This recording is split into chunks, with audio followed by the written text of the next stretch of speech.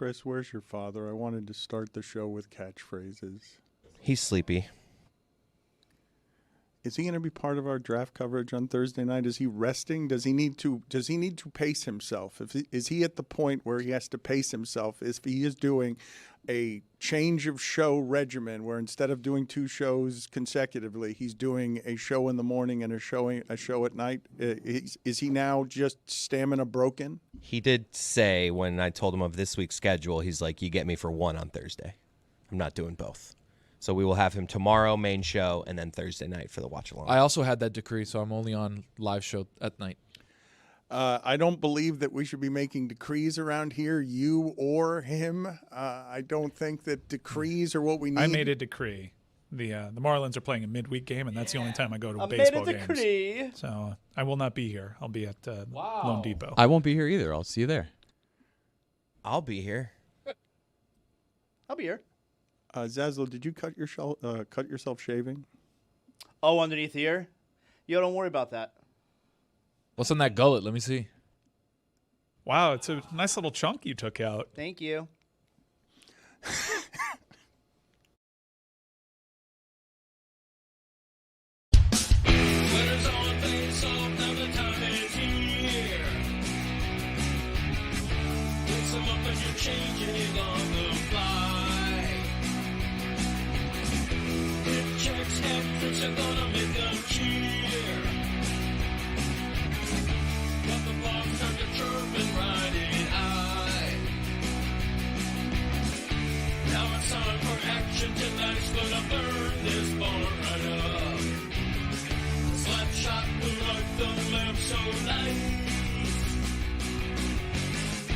Let's go for a breakaway on the James to raise the cup.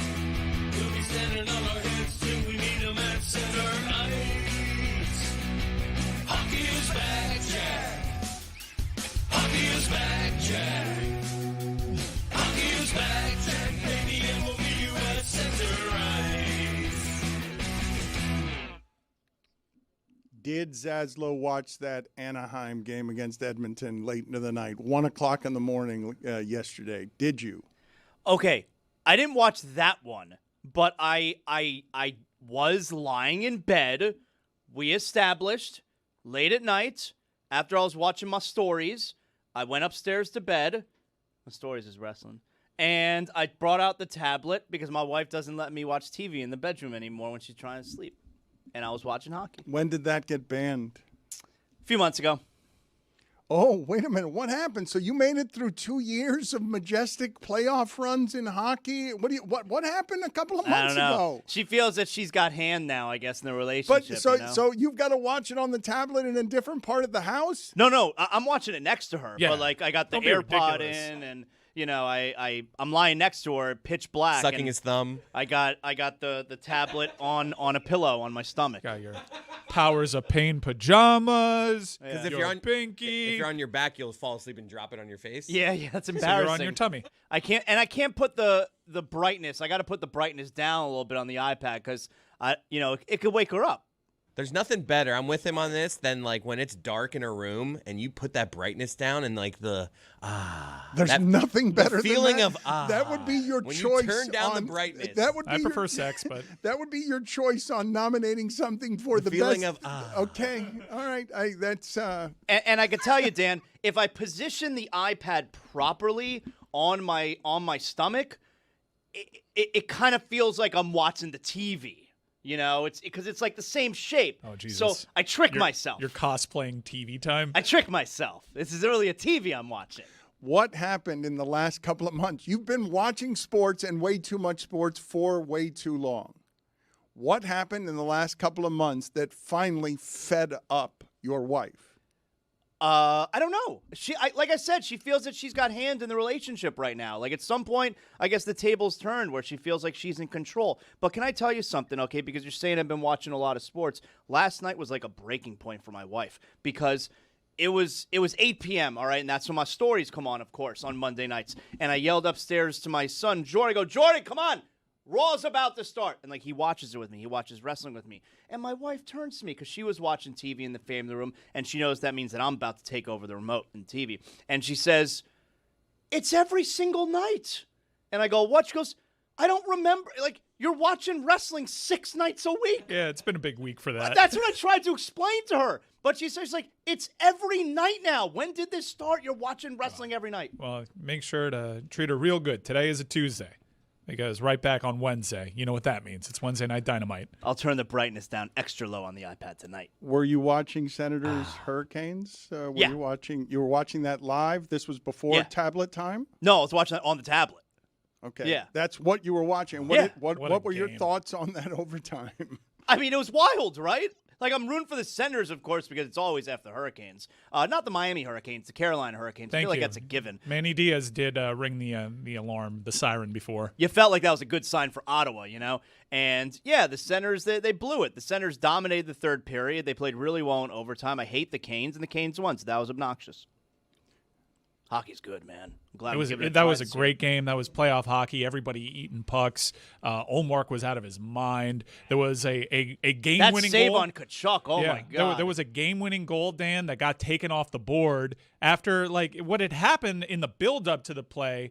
There was, like, a full, 90 seconds that happened after the offside. You get the game-winning goal from Martinook, and they go to the replay system. They decide, hey, no, in this build-up before the penalty, they were offside. However, in this instance, while they pull the goal back, the penalty call stands, and they awarded a penalty shot in which Martinook missed a penalty. But then later on in the game, Roy, Martinook gets to be the hero. Yeah, absolutely. That was vindication right there for him. So good on him. Ended up scoring the game-winning goal, and now Hurricanes up 2-0 going to Ottawa. This Ottawa team is so deep. I don't think this series is over. It hasn't started because no road team has won just yet. Oh, come on. I like the way they play. I think they're deep, and it's not a popular stance to take a lower seed down in an 0-2 hole, but I would not write them off. Flyers Penguins has definitely started. I mean, jeez. Poor Damashek. Fraud. Put it on the poll, please, at Le Batard Show. Was everyone eating pucks last night? There are a couple of things here locally that I wanted to talk about, including Mike Ryan saying with a straight face, you heard him say this, right? Quote, I know the brain of the Heat fan. You heard him say this today, correct? Yeah. He said it like it was his chest out, too. Yeah, it's a sick mind. And he was mentioning this because he was saying if Bam were not on the Heat, he would be the disgruntled superstar that the Heat would be trying to get. Tell me I'm wrong. Tell me I'm telling you a lie right now. He is absolutely the superstar in purgatory on a middling franchise that is saying all the things after games that Heat fans would absolutely read into and Photoshop him in. So today he's a superstar. No, I'm saying this is the mind of the Heat fan. The Heat fan doesn't think Bam is good enough. However, if he were on another team, he would be. That sounds like what you're saying. Yeah, that's though. you. No, I look, you know where I stand on Bam. Where do you stand? Where do you stand on him? Is he a superstar? Is he not a superstar? I don't think he's a superstar. I don't think he's an all-star. He's a tremendous two-way player. He's one of the best players in franchise history. We have seen the ceiling of this team when Bam is your best player. But tell me what I'm telling lies. How are you guys defining superstar, okay? Because there's Can he be your best player and you can win a championship? Well, how many of those are there? 5? Handful. 5? Yeah, I mean there are guys like that just don't have the right supporting cast. Jokic has won one. Yeah, like Anthony Edwards is a superstar. He hasn't won a championship yet, but if you surround him with the right team and the right organization, he's certainly one of those guys. But when I ask you guys, though, to name the superstars, the reason I'm doing this is because I guess Jalen Brunson is now becoming a superstar. He's a superstar. Yeah, but I don't know if I can win something with him as my best player. I don't know that. And so if that can't be the definition of what a superstar is. But I think, Jalen Brunson's a tricky one because wouldn't we agree the reason we don't think that you could win with him is because of his stature, which we saw on full display last night, by the way. Yeah, the stature makes it that throughout basketball history, somebody that size, unless you're Isaiah, there's no one who wins at that size as the lead player. Allen Iverson got close, but like if we're talking about winning a championship defines you as a superstar, I don't think that's the metric. Because No, I don't AI think that's what was it is. revolutionary beyond superstar. AI would get you seals. Isaiah Thomas was a tremendous defender on the ball. Jalen Brunson defensively, liability. They killed him last night. Yeah, and there, I want to talk about that game in a second. But Tony, when you mention Allen Iverson got to the finals, yeah, he got to the finals in the same way Jimmy Butler got to the finals and got swept in 5 games, and Mike has called them a failure since. Like, and we did get swept in 5 games. That's, Gentlemen sweep. that's how that Lakers one felt, and that's how that Nuggets one felt. Play on. Jimmy Butler is a superstar, correct? Yes, he is. It can't be that I can win something with him as my best player when we had that conversation for so. 3 years and then they ran into. All right, Yeah. like just Amin was pounding the table that Jimmy was a superstar, and I mean he almost got there. Who knows how that bubble shakes out if everybody Carried that stays team to the healthy. finals twice. Like, he's a superstar. okay, but the question before he got here was, can you win with him as your best player? And then they couldn't with him as their best player. Yeah, and the other person we're talking about here, we're having this conversation as Bam when I can make a pretty decent argument that Bam's as good a number 2 as there is in the league, but that doesn't make you a superstar. Yeah, see, your definition of that's different than mine. It's like this idea that if you didn't win the last game of the season, you weren't good enough, and that to me is bullshit. You know, like you could lose to a team that was better. Like your team is good enough. If you're in the final round, your team's good enough. You're there. You're playing for the championship. Yeah, you say this, but Vince Carter got to the finals, never won anything, was a superstar, and when he got to the finals, got swept, and they didn't actually have a chance in those finals. That team is forgotten forevermore because that Nets team of Vince Carter and Richard Jefferson ends up getting to the finals, and it's not remembered as a winner. The Nets are a loser franchise, and that's remembered as their best season, but it ended at the end with them not actually being close because they got swept. I mean, they lost the Lakers and the Spurs. I mean, eye on the ball, though. The mentally deranged Miami Heat fan would absolutely be photoshopping Bam Adebayo, is the larger point. As he professes his love to his coach after the 83-point game. Like, I understand what you're saying. There's been plenty of sound. I'm sick of being in the play-in. Well, I don't think Mike is saying that Bam actually Purgatory. believes Bam is disgruntled. No, what I'm saying is, and you're getting to it, the Heat fan would absolutely decontextualize. If it I'm was sick of someone the else. play-in. Yeah, wouldn't take all the other We're stuff. not beating the teams that we should. Like, he's said enough things that Heat fans who have a supreme radar for these things would absolutely seize on and say, that's our guy. Tony, what happened there? That sounded like an off. What happened? That sounded like an off. It's fibula. Mike sneeze That's exactly what it was. into your hands. Was it wet? It looked a Not little wet. Not wet. It was into my, because I do the crook of the elbow Dracula sneeze. But So, yeah. you A dab didn't, no, sneeze. you didn't get into the elbow though. It looked like you were sneezing into your bare hands, that they were lower, and you were catching it like you would in a bucket. It was close, but I was able to get to the crook. The issue is, Dan, that we're renovating the house, and yesterday I had to de-dust the walls. You know what that means? So I got the compound all over it. I know you're a homeowner. So you got the compound all over it, right? He is. It almost got taken by somebody else, but he is a homeowner. Oh, just close to the bone? My bad. Okay, so we got compound everywhere, right? And then I got to sand the compound down, and then the dust of that stays on the walls. So I have to sit there with a microfiber towel and wipe off the dust of the walls. Had a mask, had goggles, but the mask, it was like kind of halfway open, and it snuck in. So I got all the dust in my lungs and in my nose, so I'm battling through the dust right now, Dan. Zaz, what happened to that mark on your chin? It looks like somebody hit you in the face with a cleaver. I mean, we already established. Cut myself shaving. My God, you don't know how to. You don't sometimes shave and cut yourself, and then you walk around. Everybody asks you about it. How annoying is that? Whatever. All right, see, everybody can see now. No, they can't see it because of the angles in here and The the mic's in lighting. the way, yeah, but lower it the is mic. it is a chunk of blood that you have on the lower part of your face. And while you say, "What's the matter, Dan? You never seen someone cut themselves right. shaving before?" Never before on a national sports television show. No, I've never seen it before. What am I supposed to do? But I'm saying, There we go, Zaz. Keep it tight. You asked me a question. You ask me a question, and I will ask you. Tony Kornheiser's been an old man on television for 25 years. I have never seen his face with a cut from shaving. I've never seen anybody who does national sports television do the show with blood on their face. Also, maybe that's why I'm here. I'm doing stuff that's never been done before. We seize on insecurities, but we do so in the form of a question. That makes it more palatable. Do you guys have for me, can you give me some sort of photo of Tony battling the dust? Did you get any of that on camera, him sneezing into his hand? There you have it. There.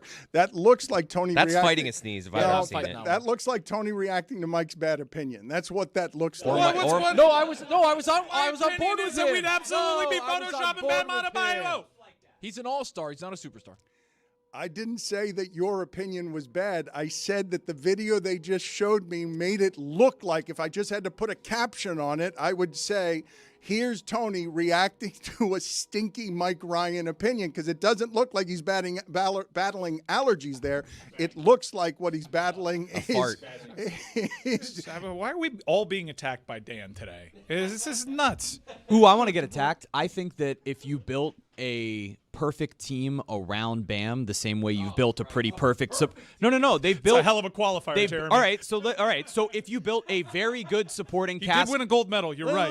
Listen, if you build a really good supporting cast around Bam the same way you've built a really good supporting cast around Brunson, you're more likely to win a title with Bam as your number one than Brunson. Well, a lot of the guys that are So you're saying they haven't done that? A lot of the guys that are built around Brunson are guys that were readily available via trade, and the Miami Heat decided we're not that's going not the conversation I'm having. Okay, I'm doing a cool. theoretical It's thing. interesting because theoretically they have failed Bam Adebayo in doing that, while other teams in the East have built around like plug and play guys like Siakam. The NBA has moved away from the model that Pat Riley is still married to. They are building more complete teams right now, and the Miami Heat seem to be really struggling with this. I always run into a problem when I have to sneeze on a plane. Like that happened to me a couple weeks ago when I came back from Colorado, because I don't want to be rude, and then like if some of the sneeze gets on the person sitting next to me, because it was just me and my wife on the plane, and I don't know how you sit on the planes, Dan, but I buy an aisle seat and my wife gets the aisle seat right next to me. I do that too. We don't sit next to each other because, she doesn't want to sit in the middle, and obviously she'd be the one sitting in the middle, not me.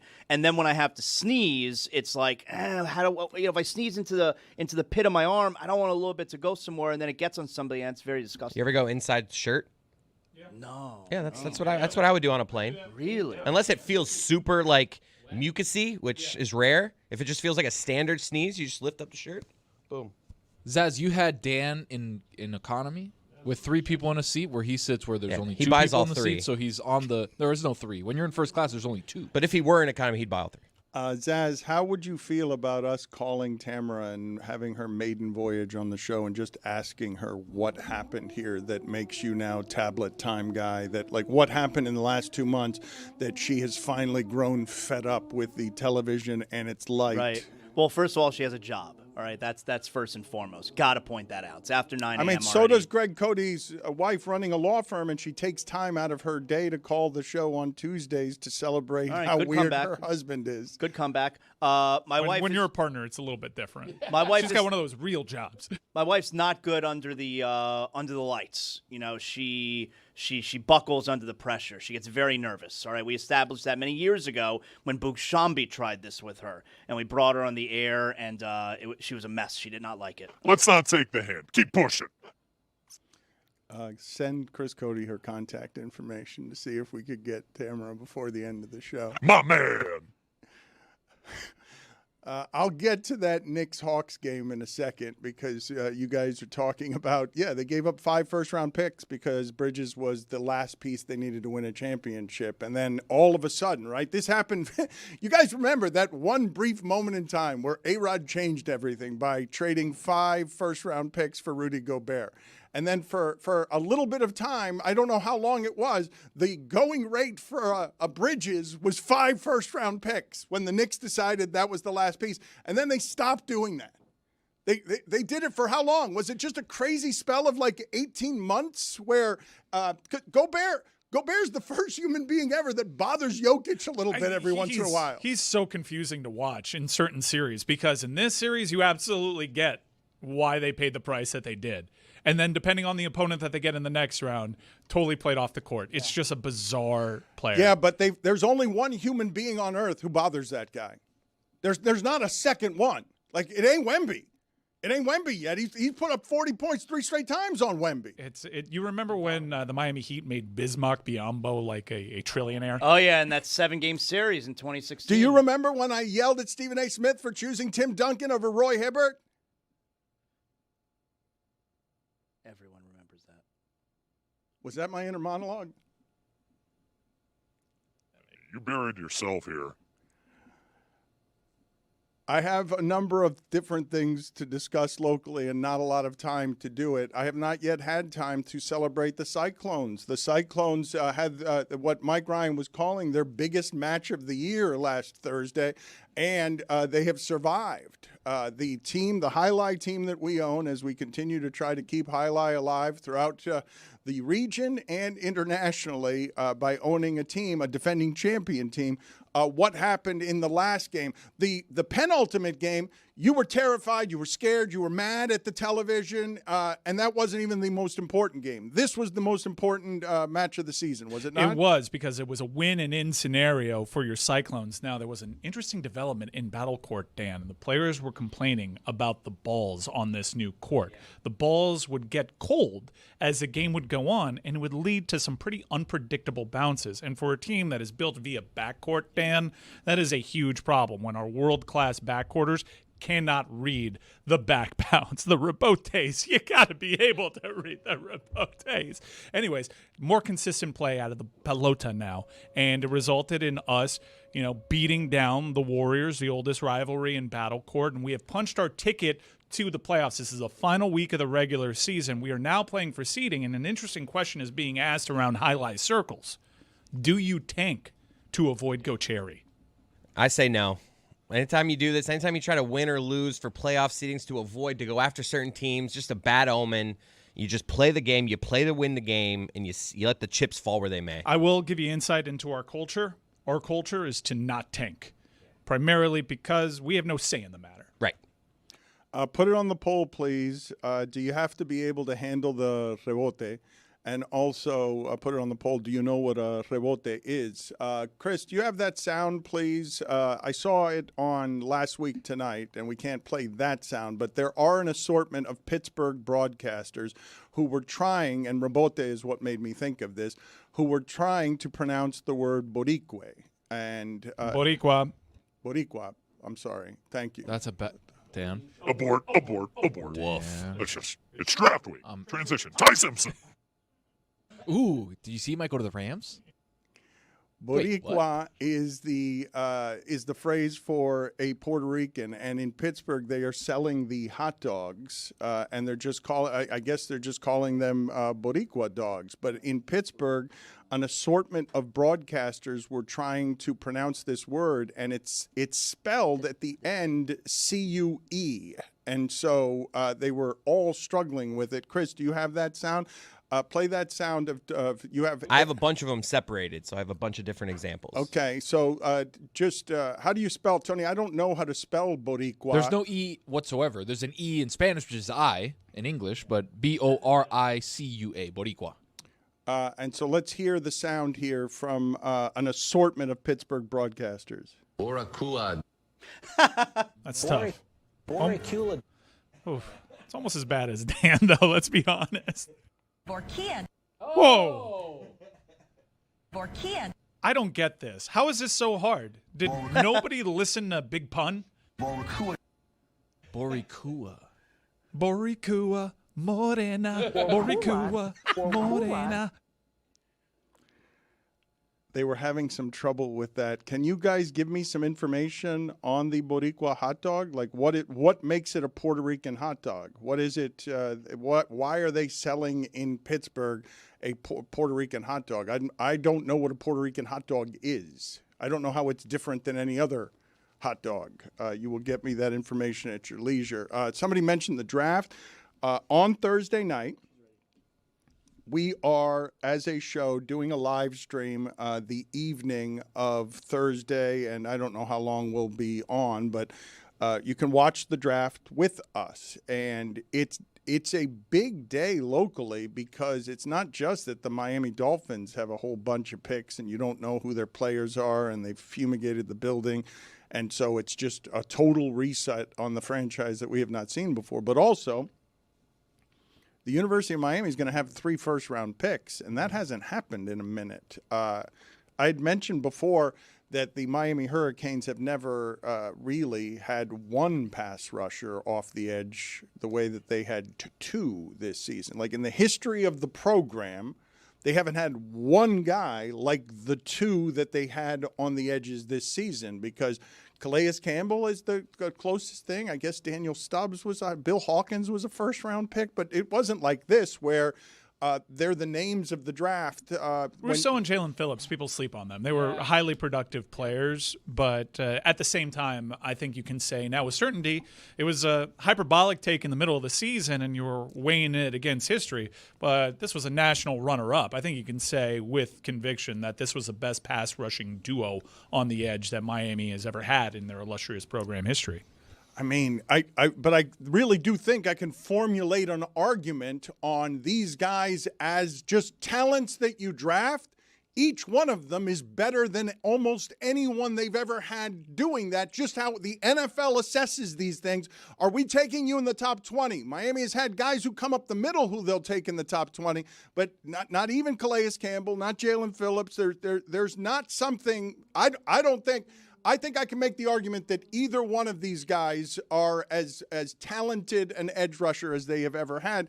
But what is it that you're most interested, Mike? You were at the spring game. You all the prospects too for the NFL draft because Miami has an outside shot at 4 first-round draft picks. We'll see if a front office falls in love with Keontae Scott. Everybody was at practice, and also Elijah Arroyo. Jesus. He's put together. He's got that Super Bowl glow on him. They've been at all the practices. CeCe Mauanoa, who seems to be at the center of one of the more interesting storylines right now because it seems as though Arizona is trying to put out smoke signals that they're interested in Jeremiah Love at number 3 when most people have Mauanoa going there. Now, Mauanoa has a back injury that has come to light throughout this process. It's an asymptomatic disc in his back, but it does have teams a little bit worried. So it may hurt his stock. We still expect him to go top 10. Ruben Bain went through the news stream because of his off-the-field thing, and a very interesting reaction to that because it was a sensational headline. People wrongfully call it reckless driving when it wasn't. That citation was Careless. Dismissed. Yeah. Those are 2 different things. Well, here's what it was, an accident, because it wasn't either of those things. That's what the law enforcement people decided. And he wasn't going over the speed limit. He wasn't inebriated. He wasn't given even a field test. The officers on the scene didn't feel like that was required. What he did do, though, was this happened before his worst season at the University of Miami. It obviously, I asked around, it messed with him. How could it not? He was in a car in which somebody months later after the accident passed away. And I was in one sense, like I felt bad for the young man. That's a horrible thing to go through. You're kind of refreshed that it actually did weigh on him.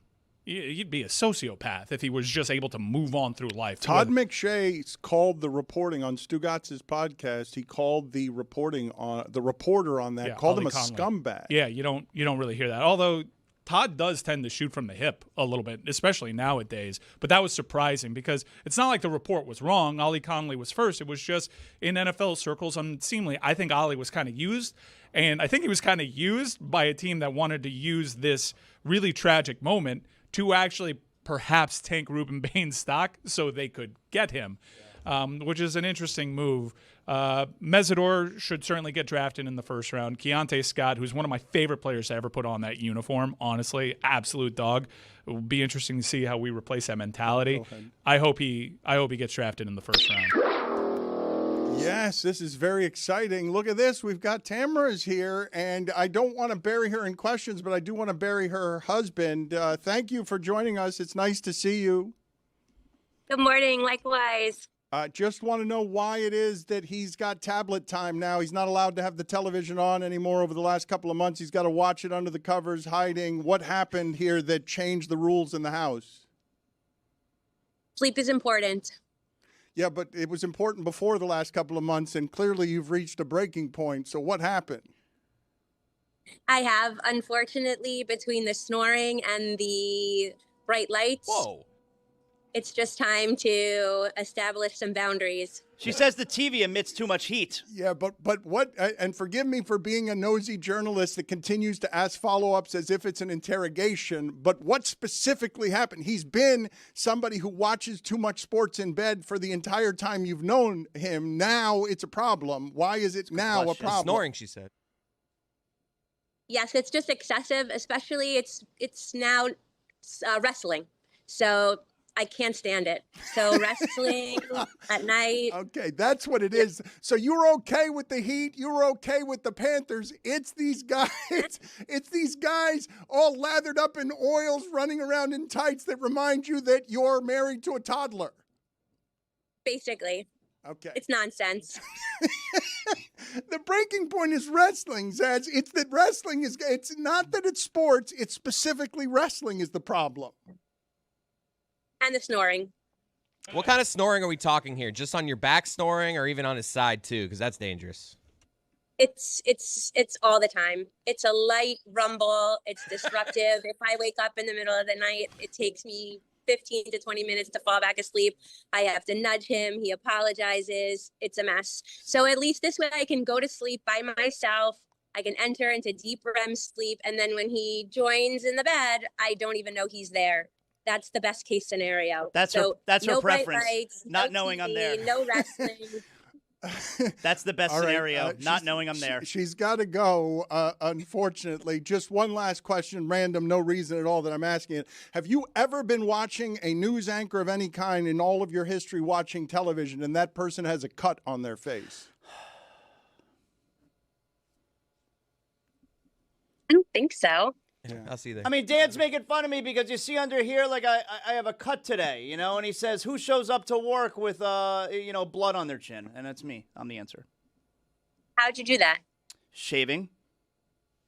Oh, be more careful. Good advice. Thank you, Tamara. It is nice seeing you. Thanks. This went well for me. Thank you. Yo, you snore? Yeah. So, but we just did a zoom in on your face. There's a fair amount of hair on your face still. Did you cut yourself early on and decide, you know what, this is for the birds? Yeah, like it grows back like I'm a werewolf. That's how it works. But that's a fresh wound, and you got like several days growth. I don't understand it. Did 5 you have o'clock this cut shadow yesterday? at 9:30. It's a great question, okay? I don't know who you guys would nominate because history of sports, Kurt Warner for me is the guy who shaves at 9 a.m. and by the 10 a.m. interview, he's already got stubble because his face just gives off aggressive human growth hormone in terms of just growing and sprouting hair at a rate of speed that's unreasonable. But what a great question Mike Ryan has asked. It doesn't make sense that we have what it appears to be a fresh cut in the face of a man who has stubble. That just the timeline doesn't add I mean, up. it's not that fresh. It's not like I touch it and all of a sudden I have blood on my hand. It's a scab. If I had detectives here, they would say that this is a crime scene and the evidence doesn't add up. It doesn't make sense that you're alleging this. I did not expect this when I came in today. Hey, I'm patient. Don't like this. Beginning to know why I'm in this seat right now. Don't like it. I think it's terrible. Okay, the inner monologue graphic of me is offensive.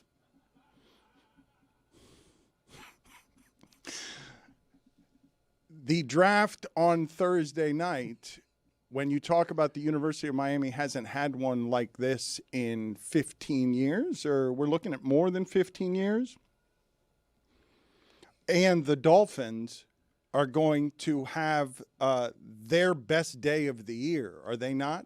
Are the Dolphins going to have a better day that this entire year that feels better than whatever it is that happens tomorrow is going to feel when you're going to be filled with hope on something? I don't think the Dolphins will have a better day this season. Maybe they can snipe a good team during the course of the regular season, make you feel like you're on the right track. Also, you have a new quarterback. So if he looks good, that's a huge opportunity for you to get excited for the season. That's a big unknown. Interesting stuff surrounding Achane. There's been a lot of posturing through NFL insiders, and it's weird. If I were to read it right now and trying to read between the lines as to who this benefits, it kind of seems like the Miami Dolphins are really trying to get out there that Achane is kind of like available. So I'd be curious to see how that plays out. Well, they've done the opposite of that. Yeah, but I kind of don't believe them. Okay, I feel like they're but what are we doing that to doing? get attention. Okay, so but what are we doing? So what we're saying, just to be clear, is that the new people who run the Miami Dolphins are opening the bidding on how they're going to be received by the audience by telling you publicly and loudly that the one remaining player that anyone has an attachment to is the one who's not available. Like that's where they're going to start their introduction to Miami. We've seen this in the NBA all the time. This person is not available. We are not taking calls on this but it's a person. new regime. But we've had this discussion before, okay? And, like, I can't believe that your skepticism rises to the level that the people would start by lying on something that they don't need to lie about. They could just make him available privately or not. They don't need to go to an insider and say this isn't available just to drum up interest. Either people are interested or they're not. Dan, it's been reported that they are far apart on contract talks. I think that this is part of that game. It's also smokescreen season. Like, that's what we see now during the draft. Oh, this guy's not available. He's the number one prospect ever. Like, we're never going to get rid of him. And then you come with something nice, and it's like, okay, yeah, he's gone. And also, have you not looked around? Lying is everywhere. I would also point out, as far as is Thursday going to be the best day of the season, like, if they didn't sign Malik Willis, I would agree with that. But every week now next season, even if the Dolphins are bad, every week now next season is going to be an opportunity for the Dolphin fan to be excited, to have interest, because you have this new toy that you're hoping can be a long-term toy. And part of the course of these things with the star player that may or may not be available via trade is he did the part where you seize on. He didn't show up to the offseason workout. So that sends a signal across the league. If you're far apart on contract talks, if you're not showing up to the workouts, and part of this could also be the new administration being like to their fans, look, we tried. We said we valued him. We said he wasn't available via trade, but we can't come to terms. I guess we're going to have to trade him. I understand the skepticism for a variety of different reasons. What I'm simply saying to you is that people who have earned no trust cannot open the bidding by telling us, volunteering for no good reason, volunteering the information. Well, I shouldn't say for no good reason, because if they're volunteering the information, they have a reason. But they're telling their fan base, the one guy on offense that you've seen play football and make plays for you, the one guy everyone in the league knows, oh, that guy can be a little bit of a game breaker, and I haven't seen one of those very often in a Dolphin uniform recently. That's the guy that they're going to say is untouchable to do what? Get the price higher. Yeah. Come on, guys. So Adam Schefter. Come on, guys. Why are you gaslighting us? This is how this goes. No, the price isn't going to be made higher by. Look, the part I'm reacting to is this. The draft that happens on Thursday comes with all of these players going through a full-day medical where every part of their body is tested. You think these people are so flippant with these trades that Adam Schefter's information is going to move them off of what they already think or know? Here's what I would tell you. If they really sincerely valued him the way that they're projecting to their fan base, which, by the way, is all PR spin, they wouldn't be far away on a contract. No, the running back position has changed so much in value that you could get Kenneth Walker for $48 million, and I'm guessing that Achane wants to be worth something like that. Yes, and they don't want to pay him that. And he will be available if the price is right, and that's what they're signaling. Guys, but what I'm telling you about Achane and the running back market and just how diluted all of the currency has become in that, like, Achane's going to be far apart with anybody because they've made the position worth very little. Like, Achane now, with that team, has more value than he's ever had. It's really not that bad going to sleep watching the tablet. I watch whatever I want.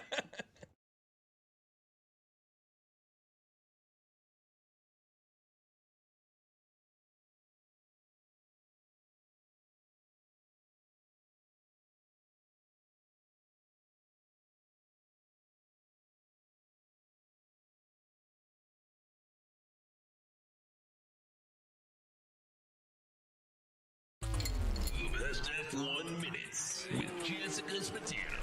After a blank space on the calendar. Formula One is back in Azerbaijan despite its reputation for tight corners and narrow roads. F1 is putting a sprint race in Baku. On Saturday, Charles Leclerc is fearless in pole position as the sprint begins. But at the start, London boy George Russell delivers some karma to Max Verstappen, making him a move to push him wide. Max is red, but George says, don't blame me. Number 22, Yuki Tsunoda clips the wall and loses a tire after just 2 laps. At the restart, Sergio Perez has a lead with 5 laps left. It's time to go. Checo wins the sprint race, but Max and George have bad blood when the race ends. You guys see what I'm doing yet? Will there be vigilante shit on Sunday? This Max, is amazing. You need to calm down because it's lights out and away we go in Baku. Sparks fly, and Verstappen is driving like he's in a getaway car and pulls out into the lead. Long story short, Nick DeVries has a glitch and a safety car ensues. Perez is in the lead after a slew of pit stops, but he's not out of the woods yet. The one driver, Max Verstappen, has speed, but that's when Sergio Perez says, bye-bye, baby. As the race ends, Esteban Ocon goes into the pit, but the mastermind race organizers have let press onto the treacherous pit lane. This is why we can't have nice things. 7-time champion Lewis Hamilton finishes in 6th. The last great American dynasty, Haas, finishes out of the points, but today was a fairy tale for Sergio Perez. Verstappen finishes in 2nd, which is better than revenge. 1-2 for Red Bull is nothing new. They don't have champagne problems on the podium, but the anti-hero Max Verstappen is only ahead in the Drivers' Championship by 6 points. Fernando Alonso and Taylor Swift rumors are swirling. Long live Formula One. Max Verstappen has won the Drivers' Championship, but we still have 4 races to go. In Austin, Daniel Ricciardo rides a horse named Horsey McHorseface into the paddock. Zach Brown accuses Christian Horner of cheating, and Fort Lauderdale's own Logan Sargent will join Williams in 2023. During quali, Carlos Sainz takes the fastest lap while his teammate Charles Leclerc takes a grid penalty. Martin Brundle gets snubbed by Brad Pitt. Tim Apple doesn't know how to wave a flag. 440,000 people are at the Circuit of the Americas. It's lights out and away we go. On turn 1, Max Verstappen gets ahead of Carlos Sainz, and Sainz tries to recover, but gets hit by George Russell. The Spaniard is out of the race before the 1 lap is even over, and Russell takes a 5-second penalty. Valtteri Bottas' race ends early, and a safety car helps out Charles Leclerc for once. Fernando Alonso and Lance Stroll get in a massive collision, and debris is everywhere. Lewis Hamilton, on hard tires, leads the race with 10 laps to go, but the Flying Dutchman cannot be beat this year. It's Verstappen, Hamilton, and Leclerc. Sebastian Vettel battles to the finish in his final USGP. Baby Lando finishes 6th, and Yuki gets a point. Red Bull wins the Constructors' Championship for the first time in 10 years, a day after their founder's passing. People are crying, there's champagne flowing, fireworks are popping off. Everything is bigger in Texas, Dan, except for F1 drivers. I guess it's time for the F1 minute here, even though I want to hear that sound gave it again. away. Je suis stressé pour les minutes de Formula 1. J'ai besoin d'énergie. Énergie. Let's go, energy. Oh, energy. Bonjour et bienvenue à Circuit Paracard pour le Grand Prix de France. Les températures élevées sur le circuit signifient que la gestion des pneus va être essentielle. Charles Leclerc, le pilote automobile monégasque, fait face à Max Verstappen pour la première place. Le pilote Ferrari doit gagner pour rester dans les championnats. Mais non! Quelle horreur! Une catastrophe! Sacré bleu! Charles Leclerc sort de la course! Encore de la malchance! Il est fini! Une honte! Max Verstappen prend une grosse avance. Lewis Hamilton, le pilote Mercedes, est 12e. Carlos Sainz, l'autre pilote Ferrari, a commencé à la 19e.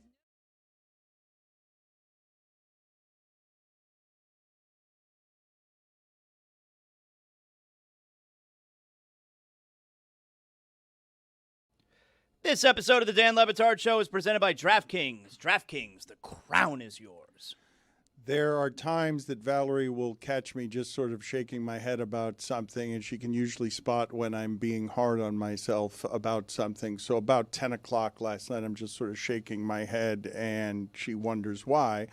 And it's the ridiculousness of me thinking that I shouldn't have allowed Zaz yesterday to call a genre of movie time travel, because that's just sci-fi.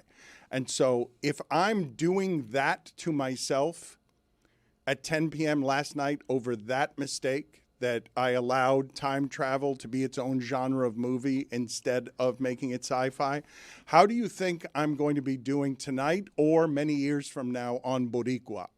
Yeah, that was bad when you said Boricua, which didn't really make any sense. But to help Zaz here for a second, time travel and sci-fi are 2 different things. You're so off base, Dan. Yeah, sci-fi is like space. Yeah, and that's like saying that shark being a genre, as if shark movies are not horror. No, but that's the thing. Shark is such a big... I'm saying shark. The thing I was asking you guys yesterday is what breaks off of its genre to become its own genre the way sharks has. No other animal can do it. And so that's the point that I was making, that there are just a certain number of genres, and now a shark goes in the heist category where where it's a different genre from action, from thriller, from horror. When you used to go to Blockbuster Video, I mean, what a time to be alive. When you used to go to Blockbuster and you would go up and down the aisles, there would be suspense, there was drama, there was action, there's comedy. There was no shark. It never said shark.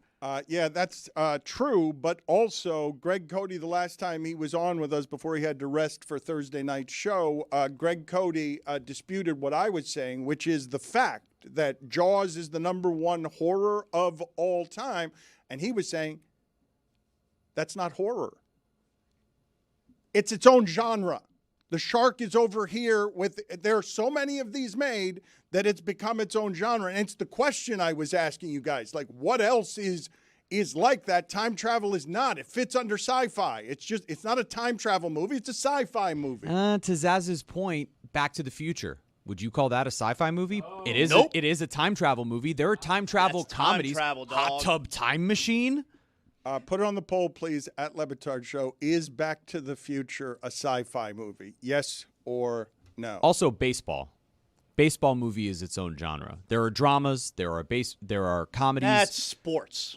No, baseball is totally separate from all the other sports movies. There are so many more baseball movies. Yeah, but you could do That's that with fine, every but sport. it's a There are sports hockey movie. movies, there are football movies, there That's are fine. baseball movies. Like Okay, but baseball is the genre that supersedes the rest of them. But it doesn't make it a non-sports genre. Can we It all is. It's subscribe? its own genre. Baseball movies are totally separate from the rest of them. You're embarrassing yourself. Yeah, can we subscribe That's to ridiculous. Zaz's Blockbuster Video analogy? So much That's a better. good one. When you walk down the aisles at Blockbuster Video, the shark movie is classified depending on the plot, either sci-fi or horror.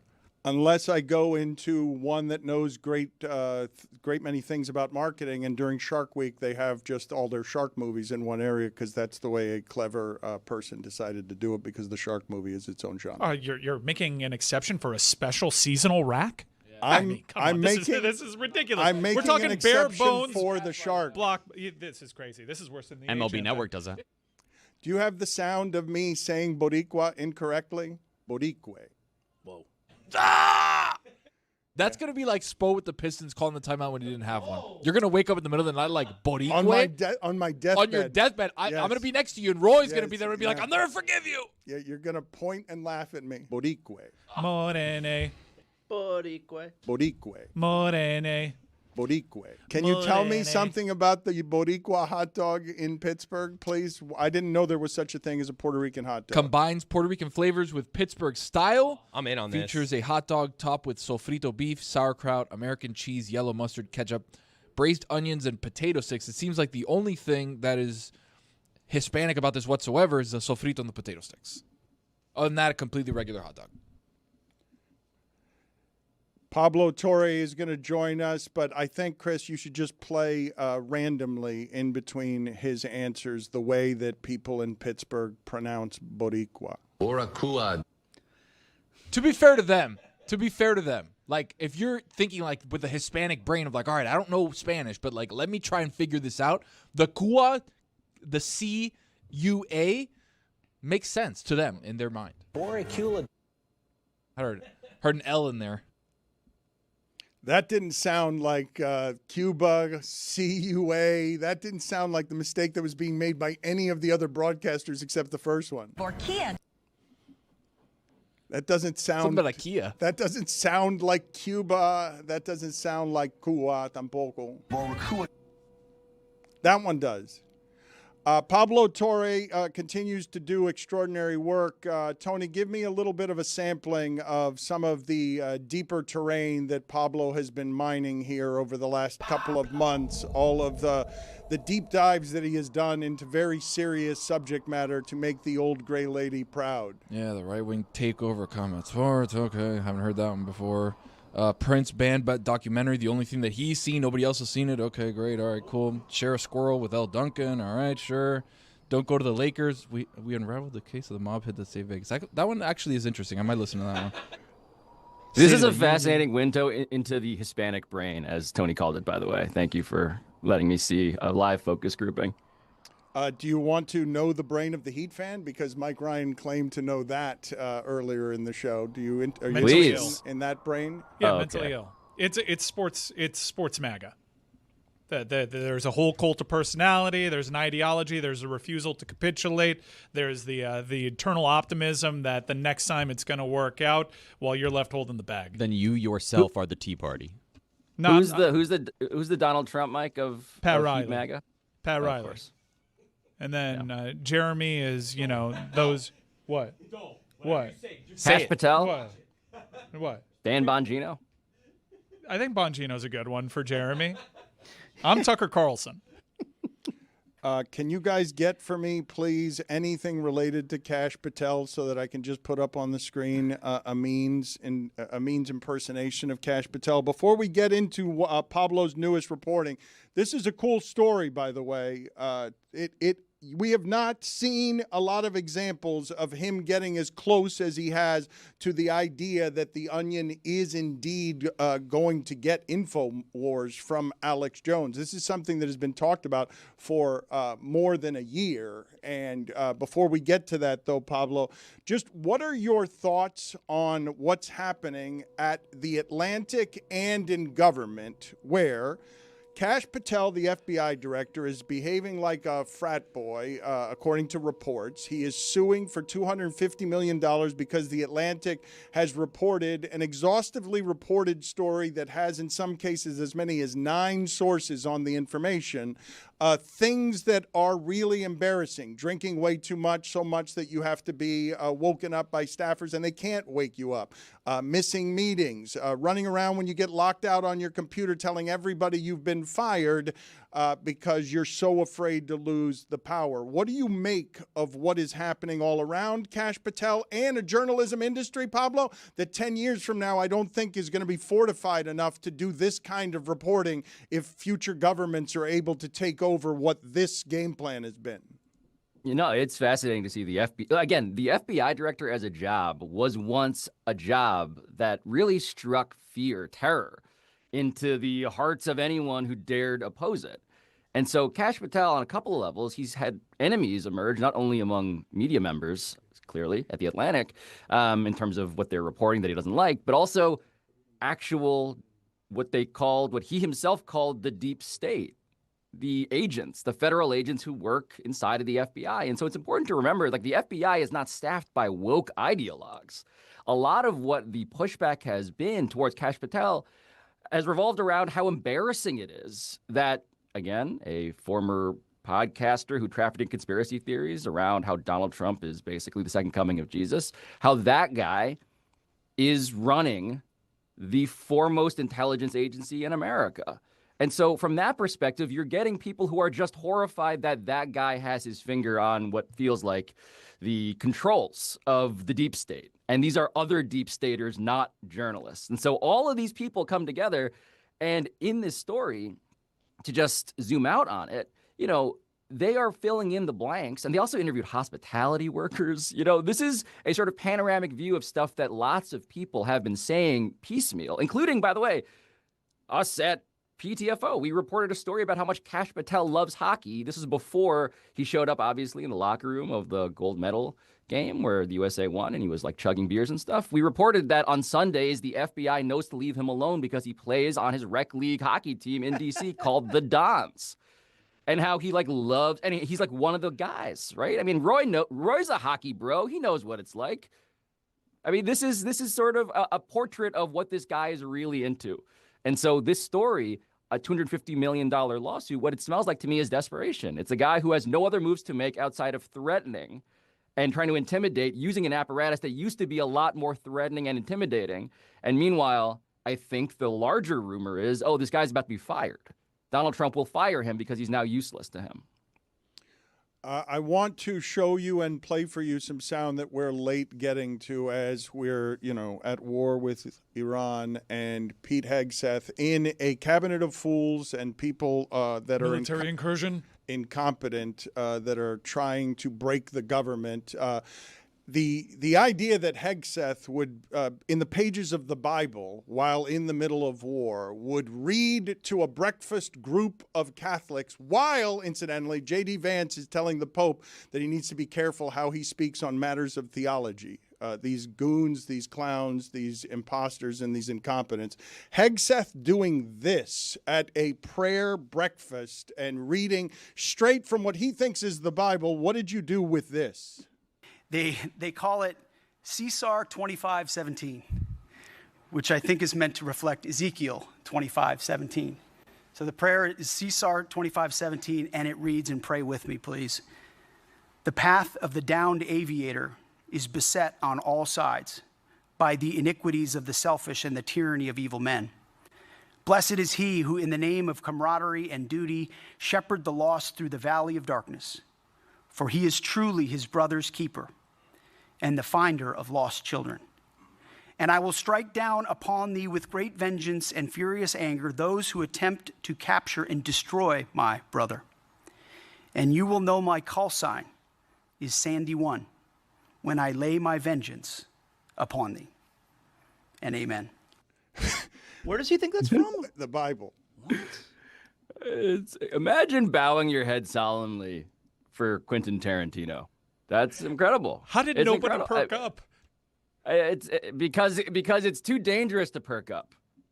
I mean, look, I am Catholic. All the sacraments, got married in the Catholic Church, all of that. It's sort of the outer limits of what I thought was even possible in the world of humor with this administration, that we are now, with J.D. Vance, an adult convert to Catholicism, and Pete Hegseth, who is proclaiming his religiosity, we are actually asking non-rhetorically the question, is the Pope Catholic?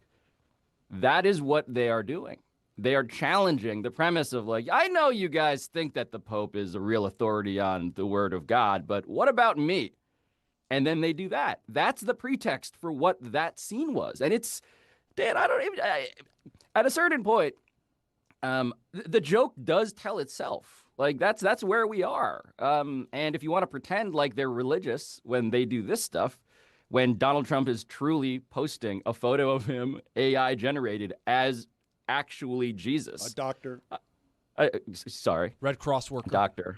I actually thought for a moment that he might not know what Jesus looks like because he's so pretending to be Catholic that he may have been fooled by the idea that it was a doctor. I could have found my way to believing just that he doesn't know Jesus that much that he would think it's a doctor. Best theory that I've gotten, which you'll notice this when he's talking about those that are seeking political asylum, he'll often say, like, they're from insane asylums. Right.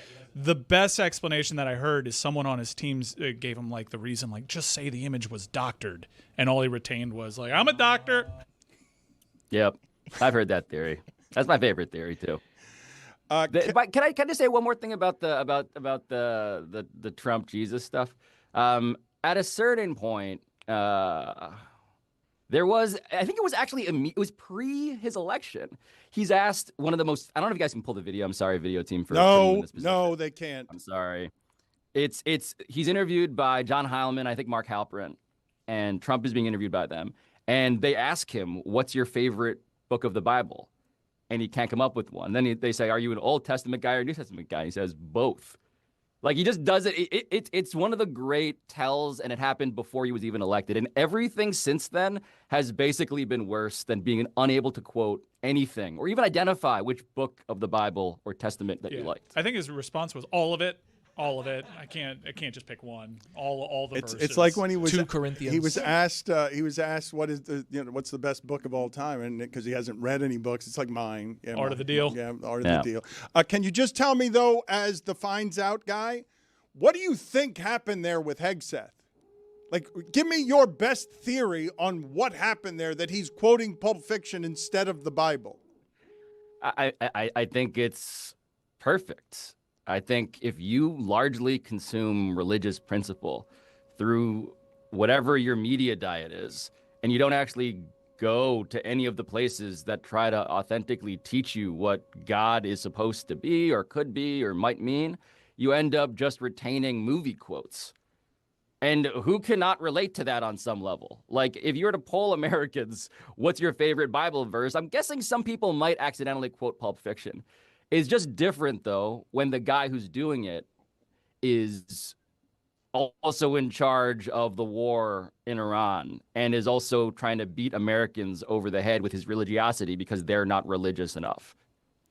I have a number of things that I want to get to with you today from your recent reporting, but what is it that you're most excited to share? Because you've got one thing that you've done with The Wire. I'm sorry, it's a Wired Investigations. It's not The Wire. It's a Wired investigation. It's not your investigation. A very different investigation if it was with The Wire. That is That'd be correct. so cool. We did take notes. We did take notes on a criminal conspiracy, one might argue. It would be cooler. But Wired investigation reveals some stuff with the MSG surveillance program that is kind of crazy. But I also think this Onion story is just delicious. Yeah, I mean, look, yesterday we had the pleasure of making Meadowlark Media history when Alex Jones reposted a clip of Pablo Torre finds out. And so when a shirtless Alex Jones is furiously tweeting about this company, I think we've, on some level, made it or the opposite. I can't tell if this is a peak or rock bottom, but we're now sort of beefing with Alex Jones. And so to be along for the ride on this story with The Onion, and for those who are not familiar, The Onion had a year and a half ago declared that they had just gotten the rights to Infowars in bankruptcy court because Alex Jones, for those unfamiliar, runs Infowars. Alex Jones had falsely claimed that the Sandy Hook shooting was a hoax, resulting in, and this is an important statistic, the largest defamation payout in American history, $1.4 billion. That guy had to go and put his stuff up for bankruptcy. And so The Onion, after a year and a half of legal fighting, has finally struck a deal. We broke the news yesterday, and we interviewed Ben Collins, the CEO of The Onion, about it, and we're now beefing with Alex Jones. So, congrats. So Dan. it costs $81,000 a month. What do they intend to do with it? So they've done something that I think is more than just like a stunt. I think they're making a real media enterprise. They've hired Tim Heidecker of Tim and Eric, who is, for those unfamiliar, he's an incredible artist and comedian and actor, to be Alex Jones. And so The Onion has done this thing over time when every part of media that becomes ascendant, they end up, of course, parodying. And so it started with the newspaper The Onion. It went to the Onion News Network, which was cable news. It went to Clickhole, which was a BuzzFeed parody. And now they found their podcasting arm, their YouTube arm, which is Infowars. And so they've hired Tim Heidecker. They've hired one of the producers behind Nathan For You, which is one of the great shows. And so they're going to make stuff with it. And I think it's just a rare thing to have like a horrible abuse of free speech that results in punishment because you've been victimizing the parents of, murdered children, for that to result in actual comedy that might do some good. It's just one of the rare feel-good stories at this rate that we have sort of been able to experience recently. It's not just smart.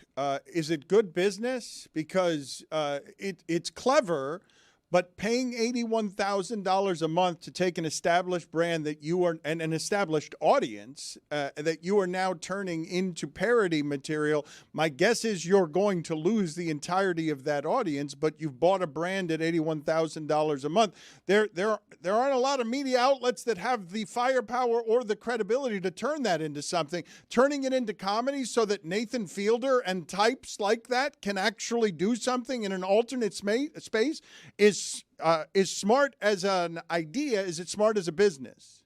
I mean, look, it is one of the swings that like giant media companies used to make and independent ones couldn't. And so it's definitely an ongoing experiment. We are going to have to buy a lot of the pills they're going to sell. Like, to be clear, that's the other part of the business is that like they're going to have to sell Alex Jones brain pills. And so we're going to need to buy a lot of those to support this project. That is unfortunately also part of the business. Before we get to the Knicks and MSG, here's that video you requested of Donald Trump. Oh, thank you. Thank you, video team. You mentioned the Bible. You've been talking about how it's your favorite book. And you said, I think last night in Iowa, some people are surprised that you say that. I'm wondering what one or two of your most favored Bible verses are Well, and why. I wouldn't want to get into it because to me that's very personal. You know, when I talk about the Bible, it's very personal. So I don't want to get into verses. I don't want to get into. There's no verse that means a lot to you that you think about or cite? The Bible means a lot to me, but I don't want to get into specifics. Even to cite a verse that you like? No, I don't want to do that. You're an Old Testament guy or a New Testament guy? Probably equal. I think it's just an incredible. The whole Bible is an incredible. I joke. Very much so. They always hold up the Art of the Deal. I say my second favorite book of all time. But I just think the Bible is just something very special. I mean, it's pretty good. Pretty good answer. Also pretty good. Mere moments ago, Pablo Torre won yet another award. Pablo Torre finds out has won the Sports Podcast Webby Award alongside New Heights with Jason and Travis Kelce. Where we share it? Yep. Sorry, I mean, thank you. Wow. Thank you. Jeez. Holy Don't clip shit. that. I mean, it's live. Oh. It's live. Jeremy, any particular reason you said it like that? What do you mean? No human being talks the way you delivered that news. That's not how anybody talks. That's how you talk, Dan. Oh, goddamn. Borique.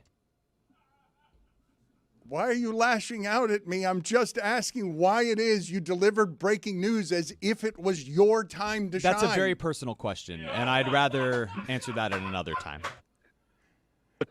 Pablo, congratulations. Thank you. Thanks to your support, Dan. The Kelce brothers and I have always been peers, so it's good to be recognized simultaneously. The Kelce brothers could not be here, so Pablo will accept their award on their behalf. Do you I'd know? like to thank Taylor, my sister-in-law, via this podcast that I co-share with award that I co-share with her future husband. That is one of the worst acceptance speeches I've ever heard. Your lack of grace. Was that an impersonation? His Like, what lack was of that? grace is amazing. But here's the other thing. Let me let you look inside of the soul of Pablo Torre, because much like Mike Ryan knows the brain of the Heat fan, I know the brain of this man.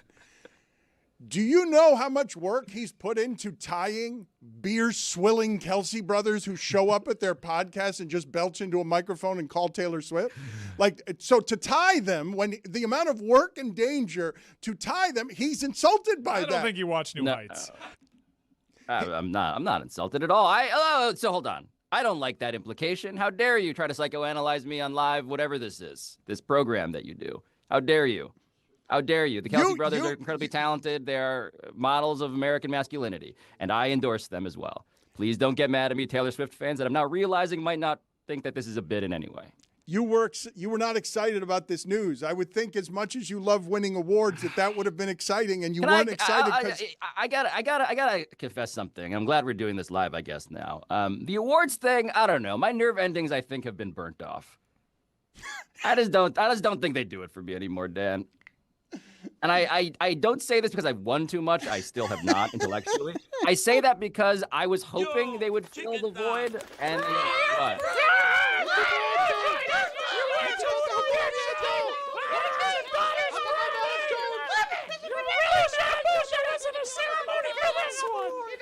Acceptance speeches. All sides. Very good. why Hispanic chicken. Are you tired? Are you tired of winning awards? Is that what you just said? No, I'm just saying. I thought I don't know. I think we just did something live that I did not anticipate, which is that my response to winning a thing that I am genuinely so proud for our staff and for this company and all this stuff. It just the EKG chart, man. I'm like dead inside. I guess I don't know. I thought this would make me happy, and it doesn't. I've So we won just so found that much out. that winning isn't everything, and money isn't everything, and I've realized I have all these things now, and they aren't everything. Tell you Okay, what, buddy. send the message along to whoever's sending the Slack to go ahead and vote for you guys. What if the real podcast award was the friends we made along the way, Mike? He just reacted to winning podcast of the year to my nerve endings have been fried off. Like, what kind of acceptance speech is that?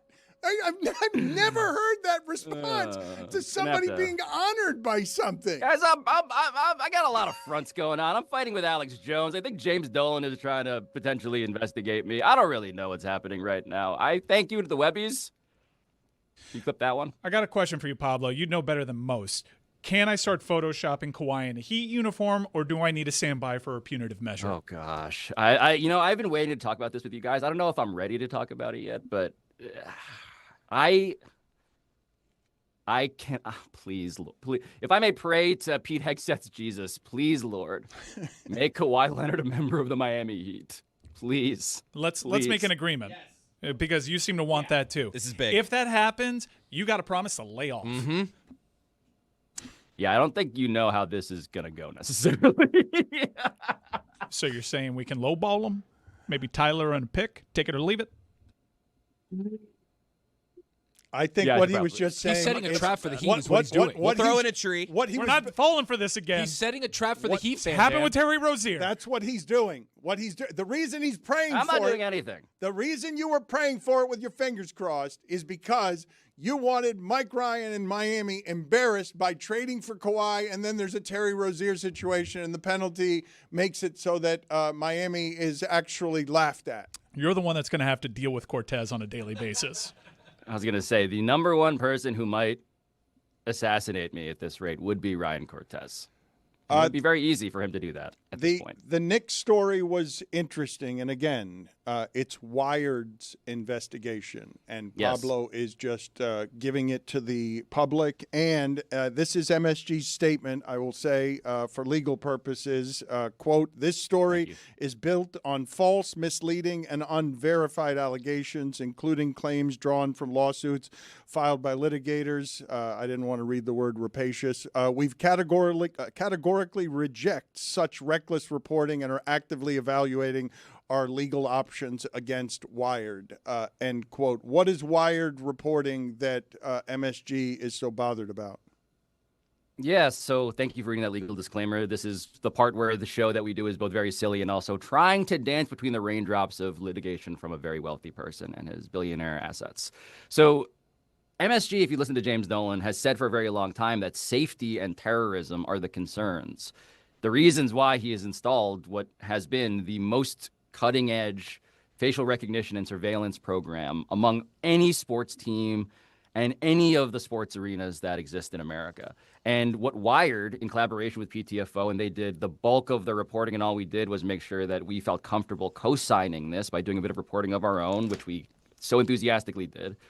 What we learned was that, first off, and the New York Police Department does not send its data to MSG. The FBI does not share its most wanted list into the MSG system. So immediately you're like, okay, wait a minute. So if terrorism is the claim and that's not what's happening on the back end of the system, what do they use this surveillance for? And the answer is exhaustively detailed in the episode we did and in the reporting that Wired published, which is that, for instance, James Dolan and the Knicks, their security apparatus, they spent, I believe it was like 20 or so pages, a file that we obtained tracking second by second with internal cameras, a transgender superfan, as she was moving around the building. There's a whole dossier. When I say second by second, I mean we have timestamps, we have photos from the cameras, we have the descriptions of what's happening. Hugged security guard, moved down to section 10 whatever. We have that exhaustively, right? So they're watching a trans person go in and out of the bathroom, literally, and associating with MSG employees that she was, at that point, friendly with. That's one example. Another example of what they do, we got a group chat from Garden Security in which we see in text, in the transcript of this group chat, reminding me a little bit of the Pete Hegseth chat that was hacked into, or not even hacked into, excuse me, that was just added into that Atlantic reporting. There was a security group chat in which the guards are watching the fans. And as soon as a fan chants sell the team, they scramble. You see the text scramble. We gotta sell the team in section 10 whatever. And they send the guards to try and find them. And they play like Marco Polo with those fans, trying to identify them. They heard a Dolan sucks. They're scrambling to another part of the building. That's part of what they're doing with this security apparatus. There's also, by the way, the basic fact that James Dolan gets a readout, a briefing in which the tweets that are said about him are read to him. So if you've made jokes about James Dolan on Twitter, James Dolan, it is entirely likely, has read them. And what they do with those is that they sometimes, according to the reporting, they will call up a local police department in, say, Colorado, not even in New York State, to tell them that apparently, in the case of one story that was reported, some 14-year-old in Colorado was tweeting mean things about James Dolan. And so the picture that emerges is an incredibly personal, an incredibly petty security state that is not used for safety, but it is used to punish critics and to prevent the embarrassment of the guy who does not realize that through attempting to prevent embarrassment, he is only embarrassing, obviously, himself and his team. James Dolan has received over $1 billion in tax breaks over the years. What is the one thing that you think fans should know about a billionaire owner being able to keep tabs on fans that say bad things about him this way? That this is how it starts. It is very telling and worrying that James Dolan is the first real case study we have of this, because he is both the cutting edge and also just the start. Steve Ballmer, the Intuit Dome, they have replaced standard ticketing in Inglewood, California, with your face. You've seen this, I'm sure, at other arenas. You've seen it at the airport. And the airport, is one thing. I can imagine the argument for it. I opt into that. I'm not saying that surveillance for the sake of safety is insane. I am not one of these radical people who believes that we should not have security in any regard at airports.